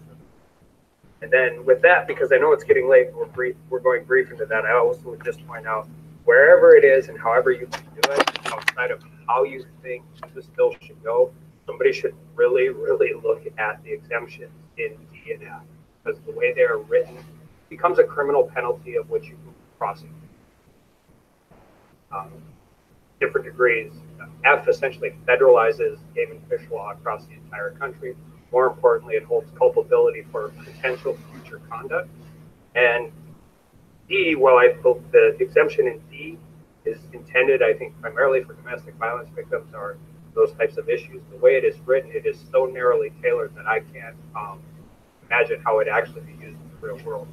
Give you an example of that. I was back at home in district, and I went to speak at my former law school, and knowing full well that the room would be pretty evenly split between people who probably like me and people who don't like me, I figured I'd give them a little legal test instead of a political test. So I read the exemption. We spent a half hour discussing all of the different ways in which civil liability or criminal liability could or could not occur. That's not good code writing, and it should be clear. With that, Thank you very much, Mr. Klein. Chairman, I'm sure all of Mr. Armstrong's constituents love him, and a 50-50 split is never a good estimate. But in fairness, they're lost. Not all my.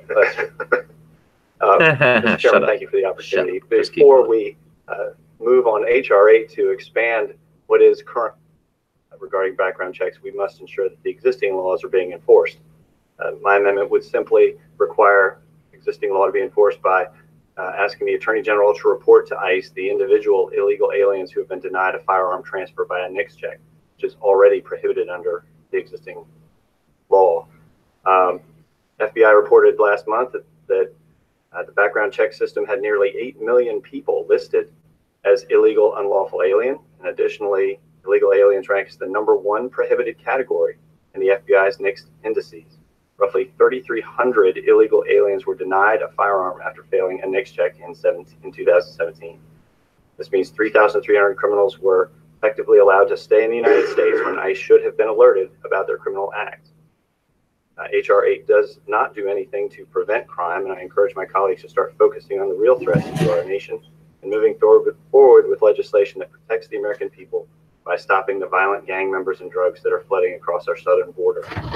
HR 8 will only limit the constitutional rights of law-abiding citizens.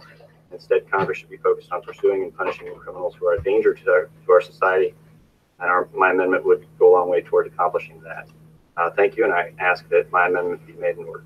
Well, thank you very much. Mr. Armstrong, you have another. Mr. Chair, I just want to point out that Congressman Hurd from Texas also asked to join the hunting or the farming and ranching exemption. So we're dealing with Montana, North Dakota, and Texas. The record will reflect that. Thank you very much for your testimony. I appreciate you waiting. I mean, has anybody on our side have any questions or comments? Our side.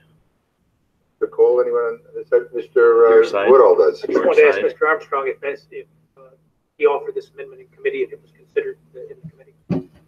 I offered a broader amendment in committee, which was not accepted. This one's a more narrowly tailored one, just excluding or just adding farming and ranching to the exemption. Thank you.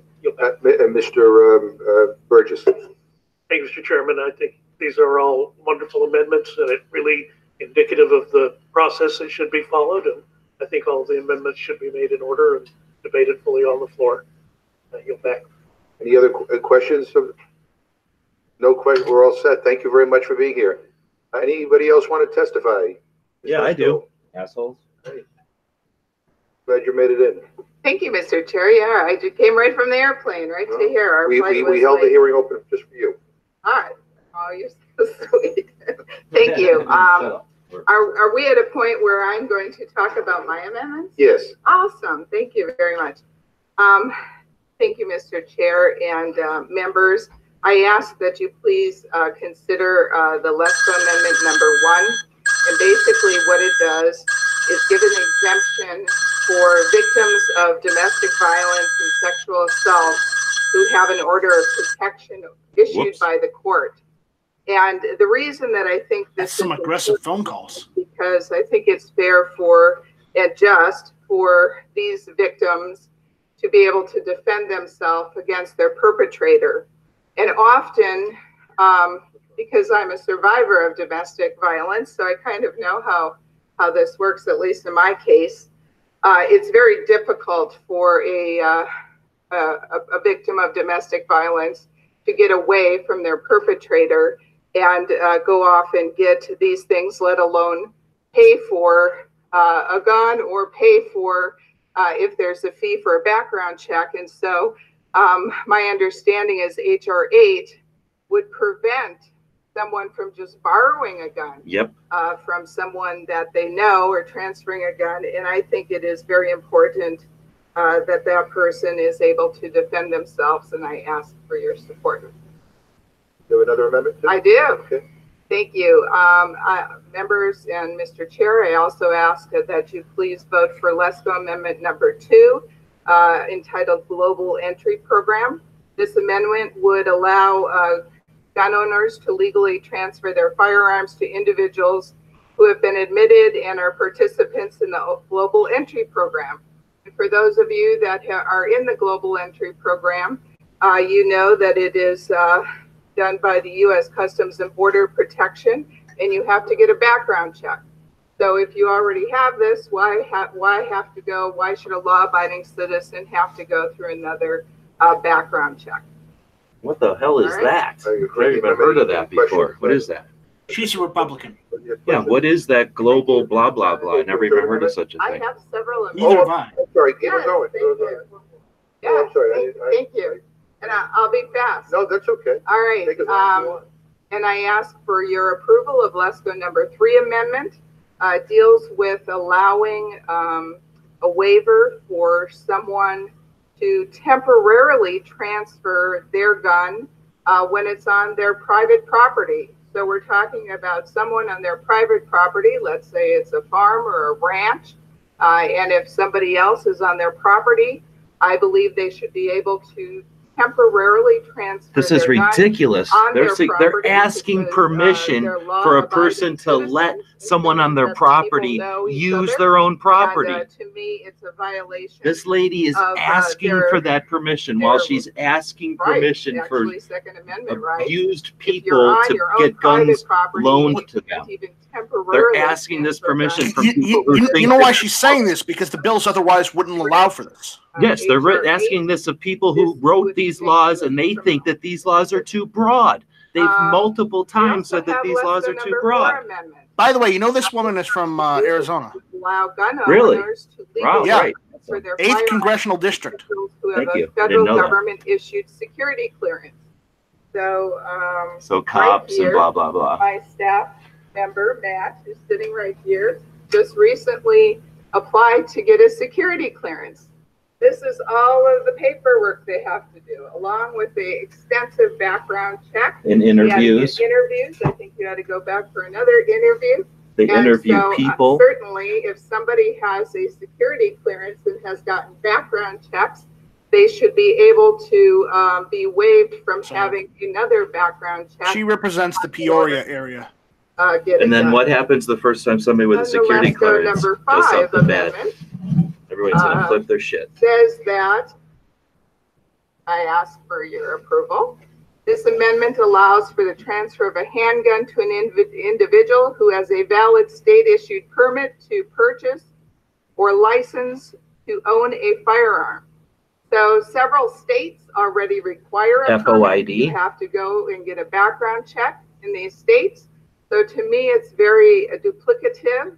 If you're already in that state and that you already have a permit to own a gun, why should you have to go through another background check to either buy a gun or get transferred for a gun? Makes total sense to me.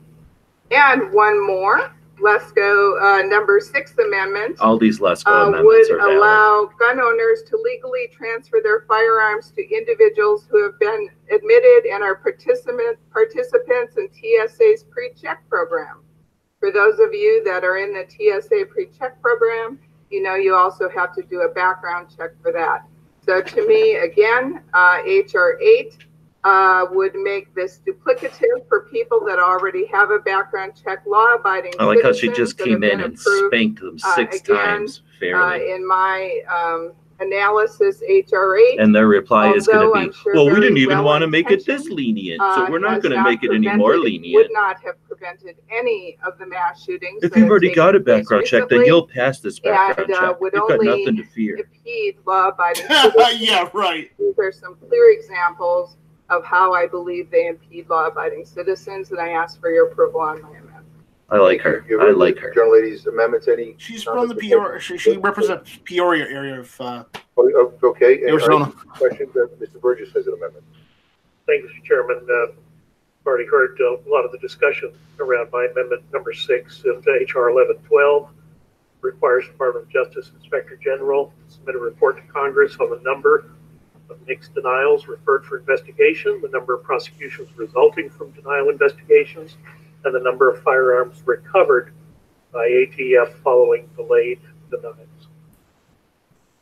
You heard the gentleman's amendment. Anybody have any questions or comments? So in other words, justify your paranoia and your fear and your justification for adding more burden to the already infringed system of us acquiring firearms.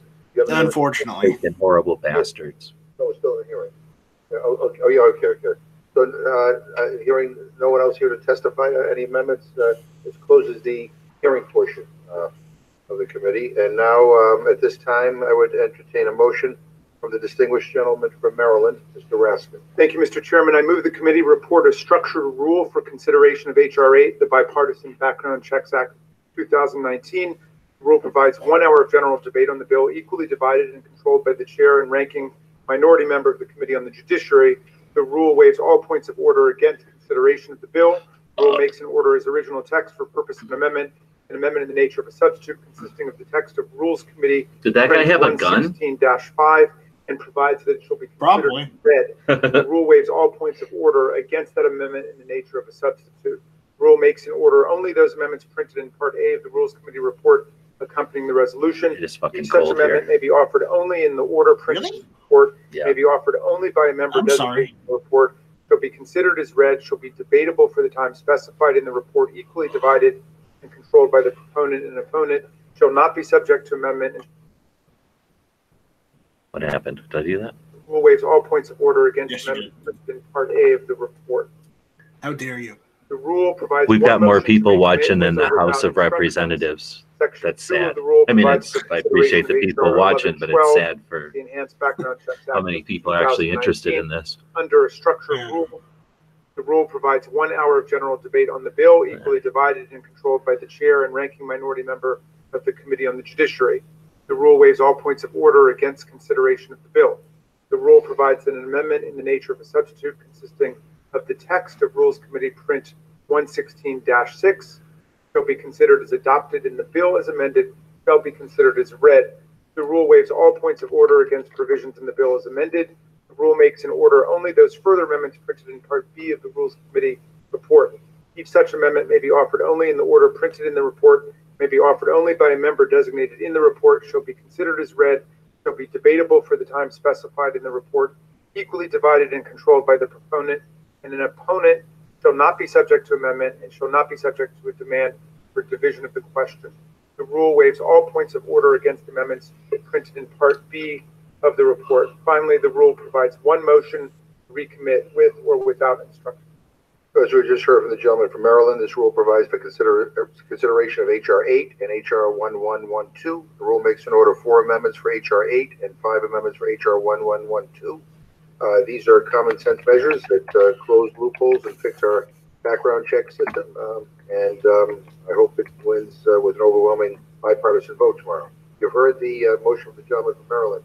Is there any amendment or discussion? Mr. Cole. You suck. How about that? You suck. I'll be offering 3 amendments. The first one is to H.R. 8. I've got an amendment to the rule to make an order amendment number 29 offered by Mr. Stubbe of Florida.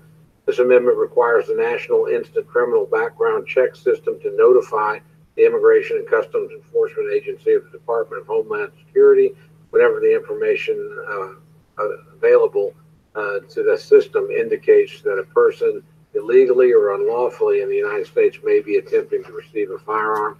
The amendment's almost identical to the one offered by our colleague, Mr. Sisleen. It's a good, responsible governing to ensure the enforcement of laws that are already on the books and the sharing of information regarding illegal attempts to receive a firearm are a critical part of law enforcement.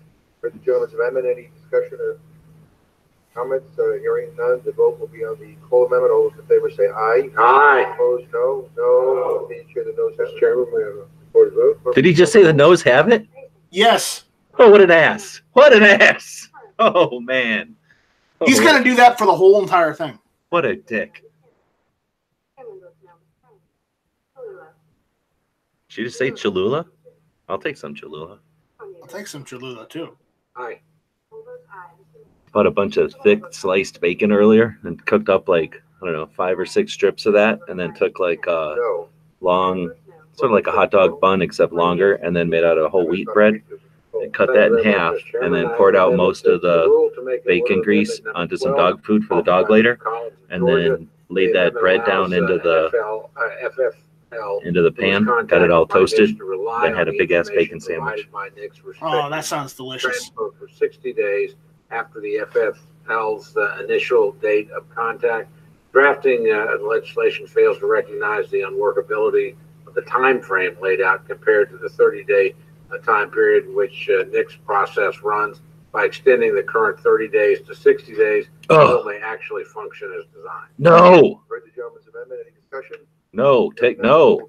Full amendment. All those in favor say aye. Aye. Opposed, no. No. Need to chair the noes have it. Okay, good. We don't want the fucking Knicks to be 60 days. Oh, she's taking orders again. We'll take a hot dog sandwich and some bacon pancakes. Bacon pancakes. Aye. I'll take a coffee. Would anybody like anything? She's taking orders. Hey, give me a cheeseburger. She wanted to know if you want lettuce on that. Yeah, sure. Lettuce and fries. Put on the side so it doesn't get all warm or anything. Exactly. In order to provide the necessary waivers for amendment number 14 offered by Mr. Rowe of Tennessee. The amendment clarifies that a person shall not be considered to be adjudicated under Title 18 as a result of any determination by the Secretary of Veterans Affairs under any laws administered by the Secretary of Veterans Affairs under Title 38. It's a clarifying amendment, Mr. Chairman, that ensures that the unintended consequences of H.R. 1112 do not spill over into the U.S. Code provisions related to the VA, purely technical in nature and should be supported. You heard the amendment from the gentleman from Oklahoma. Any discussion? Hearing none, the vote will be on the gentleman's amendment. All those in favor say aye. Aye. Opposed, no. No. Being chair, the noes have it. Oh man, he's an ass. He's just gonna say no every time. Pretty much. Okay, so anybody that didn't get your orders in before, she's taking orders again. I don't know if she's going to Grubhub or if she's like gonna go get the stuff herself, but I mean, I already ordered that sandwich. You know what? I could go for a milkshake too, chocolate. You want whipped cream on that? Oh, of course. Send the cherry. Clerk will report the total. Amendment is not agreed to. Any other amendments? Mr. Chairman, Woodall. I have two amendments thinking about the success in Massachusetts. Mr. Palmer has amendment for 16. I move that we make that in order. It recognizes that state laws and regulations are already active in this area. There's nothing in this bill to override those states that have already been successful. Well, not everybody's Massachusetts.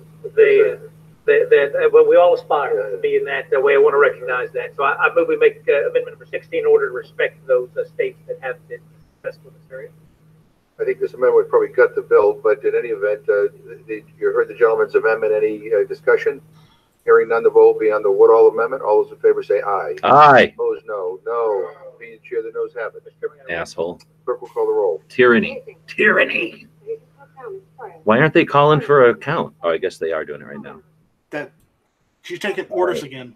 Do Yeah. you need some? So we've got orders for cherry and hot chocolate. What? No. You know what? I could also go for a cherry Coke. Write that down, please.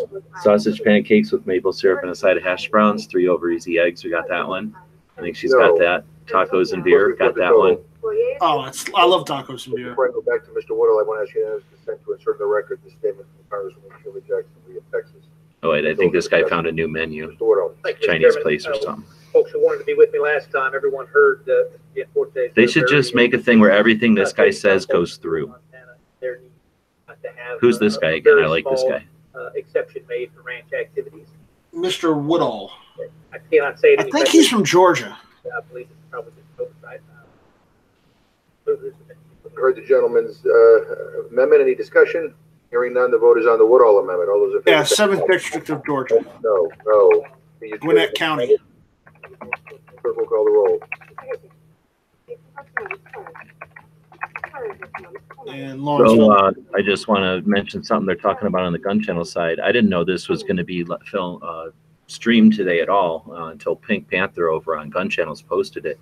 And I just happened to be sitting here doing another project and figured it'd be worth opening this up so that we could watch the process, have it recorded on our YouTube channel. It'll probably get copyrighted, so we'll move it immediately over to Gunstreamer. And then it at least is archived with our snide content. Put it on GunTube. I could put it on GunTube also.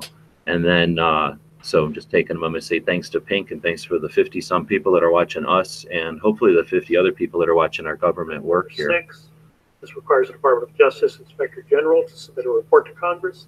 Work is a bit of a stretch. Hey, for investigation, the number of prosecutions resulting from denial investigations, and the number of firearms recovered. Oh, sorry, that's his same one again. But that's true. This is his amendment to require them to justify their fear. All those in favor say Right. Aye. Opposed, no. No. Being the chair, the noes have it. Asshole tyranny, dude. This guy's an ass, and this is bullshit.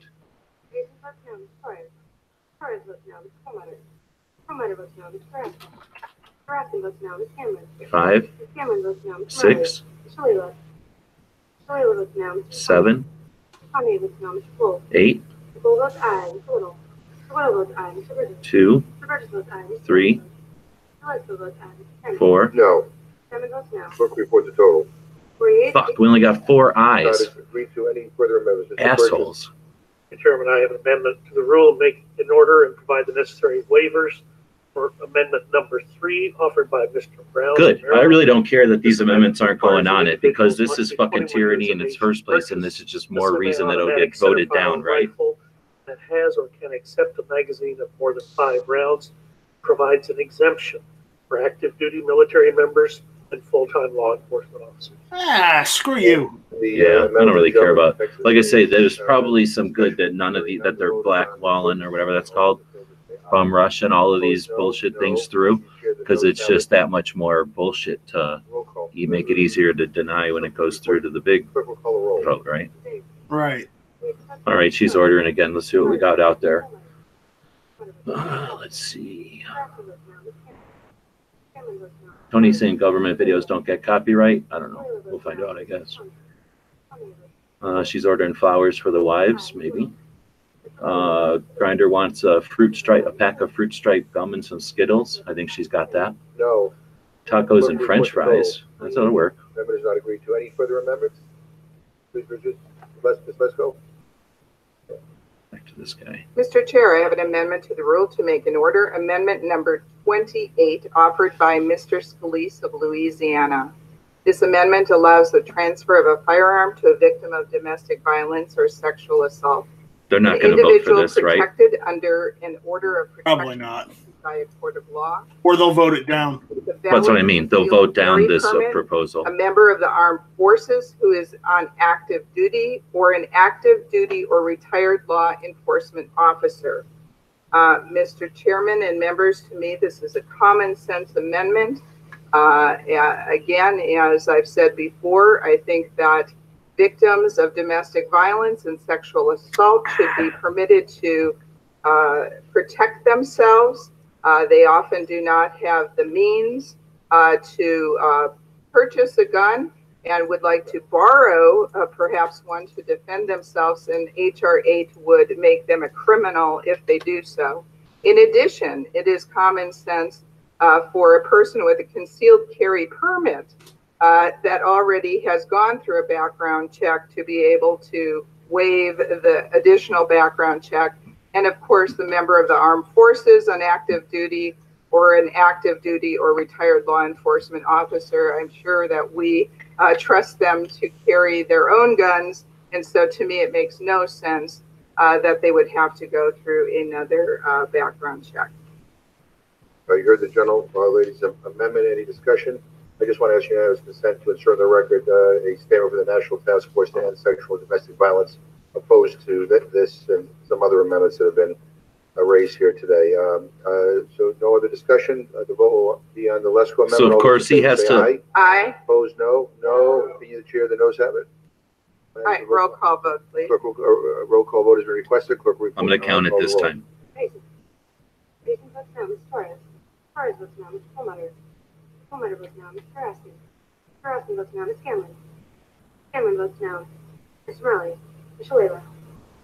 Taylor votes no. Mr. Sonia. Sonia votes no. Mr. Poole. Mr. Poole votes aye. Mr. Whittle. Mr. Whittle votes aye. Mr. Burgess. Burgess votes aye. Mr. Leslie. Aye. Mr. Leslie votes aye. Mr. Chairman. No.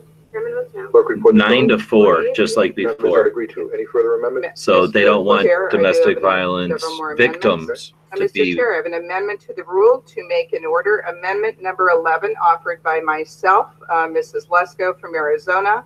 This amendment allows for the transfer of a firearm to a victim of domestic violence or sexual assault who has an order of protection issued by a court. I think I've So already this isn't explained just a this, victim, and but this is with someone no who's gone to the disrespect steps of getting a, National Task Force, I what do you have call it, been in piece this of paper? Restraining order. Restraining And, order, so thanks. I think that I would know what I have the experience, and so I would ask members to vote for No, this. you're right, Pink. It probably is all of us watching it. Last amendment, any discussion? All these bigots, they're downvoting all of her amendments because she's a woman. No. Can you chair the noes have it? Ask for a roll call vote. Roll call vote is requested. Clerk, call the roll. Mr. Hasek. Hasek votes no. Mrs. Torres. Mrs. Torres votes no. 2, Mr. Perlmutter. Perlmutter votes no. 3, Mr. Raskin. Mr. Raskin votes no. Mr. 4, Mr. Cameron votes no. Mr. 5, Kalila. Kalila votes no. 6, Sonia. Sonia votes no. 7, Poole votes aye. Mr. 1, Whittle. Mr. Whittle votes aye. Mr. 2, Burgess votes aye. Mr. 3, Leslie. Aye. Mrs. Lesko votes 4. aye. Mr. Chairman. No. 9. Clerk, 9-4 report again. total. Fucking assholes.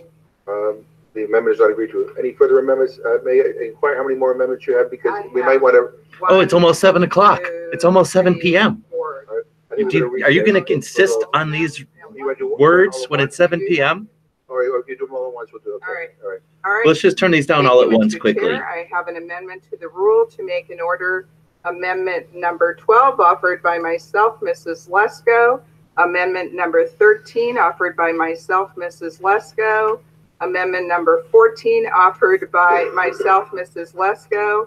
And amendment number 20 offered by myself, Mrs. Lesko. We had discussed these previously, and I think that they're all good. They're for law-abiding citizens. I think H.R. 8 gives undue burden on law-abiding citizens that already have background checks. With that, I request members to vote aye. You heard the General Lady's amendment. All those in favor say aye. Aye. Opposed, no. No. Can you chair the noes have it? Roll call. Clerk, we call the roll. Mr. Hasek. Mrs. Torres. Torres votes no. Mr. Perlmutter. Perlmutter votes no. Mr. Raskin. Mr. Raskin votes no. Ms. Cameron. Ms. Cameron votes no. Mr. Morelli. Mr. Leila. Mr. Leila votes no. Mr. Sonia. Sonia votes no. Mr. Poole. We also have some other orders coming in for this lady. Somebody ordered some gyros and fries. I know. I think she got them all. You got them all. The clerk will call, report the total. Somebody's probably going to have to go with her because she's not going to be able to carry all these Any other drinks. amendments or discussion? Hearing none, the question is now on the motion offered by the gentleman from Maryland. All those in favor will say aye, aye. Aye, Those aye. opposed say no. No, no. In the opinion of the chair, the ayes have it. And the motion is agreed to. The clerk will call the roll. Mr. Hasek. Mrs. Torres. Torres votes aye. Mr. Perlmutter. Perlmutter votes aye. Mr. Raskin. I bet you it's going to be 9-4. Aye. Mr. Cameron. Cameron votes aye. Mr. Morelli. Mr. Leila. No, Tony, we're not accepting the background checks as long as it has a bunch of exceptions. We're trying to point out the fact that they are not willing to put any exceptions in their version of this bill, and they insist on suggesting that it wasn't as far-reaching as they'd like it to have been. And this is a first step in a longer agenda. They've said that multiple times, even as justification for why these exemptions shouldn't be added to it. 8 yeas, 4 nays. The ayes have it. The motion is agreed to. Accordingly, Mr. Raskin will manage this for the majority. All right. At this time, the chair will entertain a motion from the distinguished gentleman from California, Mrs. Torres. Mr. Chairman, I move the committee grant H.J.Res 46 relating to the national emergency declared by the President on February 15, 2019, a closed rule. Oh shit, did we just miss a vote on that thing? Equally divided and controlled by the chair and ranking. Because now they're talking about stupid 46 emergency thing. The rule waives all points of order. I think we just missed it. Of the point resolution. The rule provides that the joint resolution shall be considered as read. The rule waives all points of order against provisions in the joint resolution. The rule provides one motion to recommit. Finally, the rule provides that provision section 202 of the National Emergencies Act shall not apply during the remainder of the 116th Congress to a joint resolution terminating the national emergency declared by the President on February 15, 2019. You heard the motion from the gentleman from California. Are there any amendments or discussion? Here? All right, Mr. Hastings.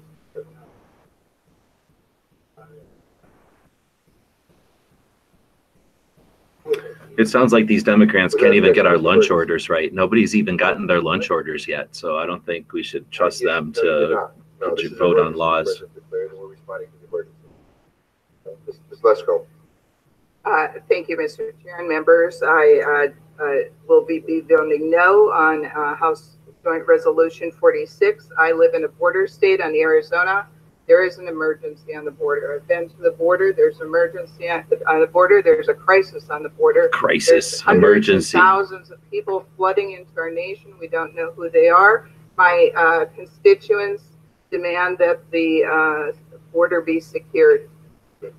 I appreciate that. This is, the president said that he didn't have to do it. So he, by his own admission, said it wasn't an emergency. And this is about, quite frankly, protecting our constitutional prerogatives and powers as the legislative branch.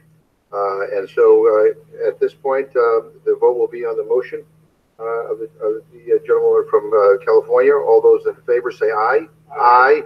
All those opposed say no. No. In the opinion of the chair, the ayes have it. Roll call. And the clerk will call the roll. One, two, three, 4, 5,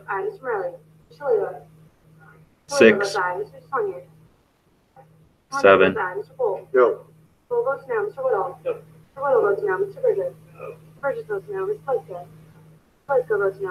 Aye. So 8 to 4.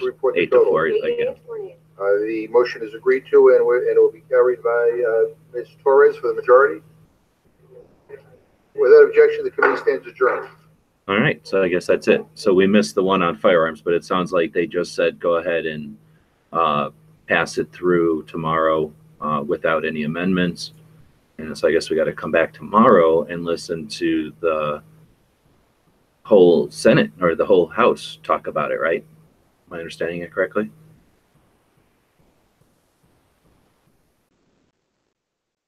My strike doesn't know either. So I believe that's what's happening. We just saw the I'm back, and yes. We just saw the Rules Committee, what was it first? Some other HR. committee.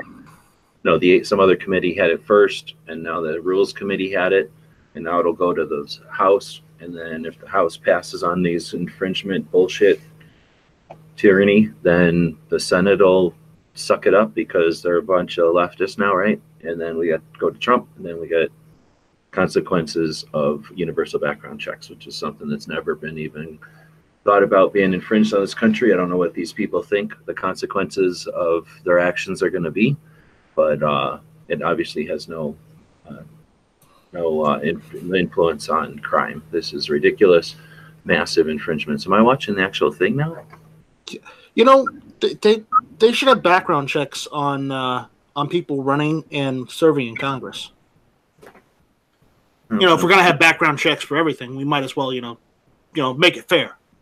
I don't believe that, but I definitely don't like this guy. Nothing about this guy's look or actions or way of speech or his attitude or his inflections make me want to trust him or feel that he has anyone's best interest at heart. This guy is the epitome of a jackass.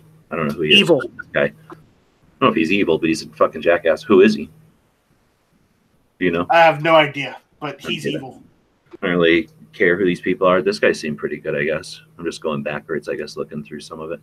So I'm going to kill Instagram. That forces me to have my computer at a weird angle, and I can't even see it. So thanks, everybody, for joining us on Instagram through this. I don't know how long that went, but we had 56 people over on Instagram watching. Looks like the House had, about 50 people? And then, we had that many. We got 60 people watching now. So I don't know if we had a bunch of links out there. Tony jumped in here earlier, jumped out. I don't know if people want to keep talking about this. Are we about to hit primetime shows? What's today, Monday? HBS has a show today, and Matt will have a nerd show today.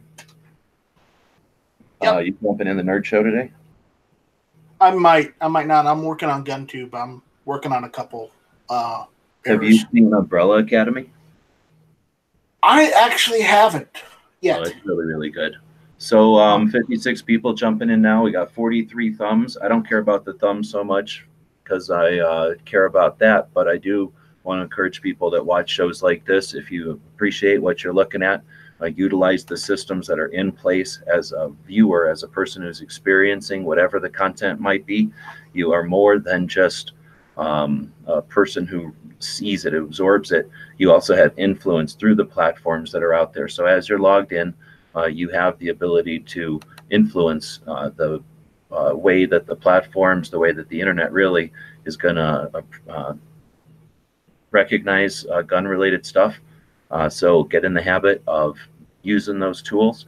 If you're like the anti-gunner who thumbed this down, feel free to use your, your interactions with the platforms to show your dissatisfaction with freedom and how much you hate freedom by putting a thumb down, or using a thumb up or a heart or whatever it might be on that platform by sharing the URL or sharing the link.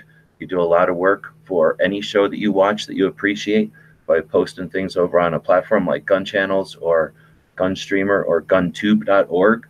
You're building those platforms as well as the reciprocal links between the content, and those kind of things are powerful. And as audience, you are nothing. You're just a cog in the wheel. You're actually just a pawn in the big platforms games. But as an active participant in the conversations, you're actually influencing what's out there, especially on the big platforms. But you can really do a lot of positive efforts for smaller organizations, for local groups, by taking that effort. So I don't care if you do it for our stuff at all, but I would encourage you to do it for stuff you find of value.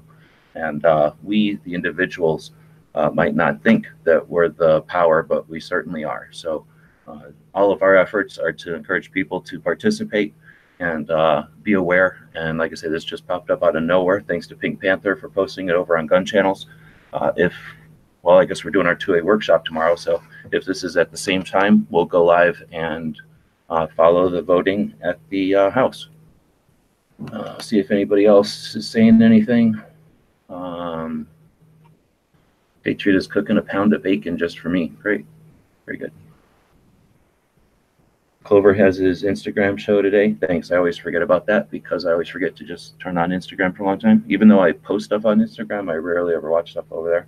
But yeah, Clover does his Monday show over there. And Dave was saying that's Representative Jerry Nadler. I don't know which one that was. Was that the good guy or the bad guy? Let's see. Go back over to the YouTube. Yep, thanks everybody who's saying thanks. Appreciate it. I really thank my Patreons, our Patreons.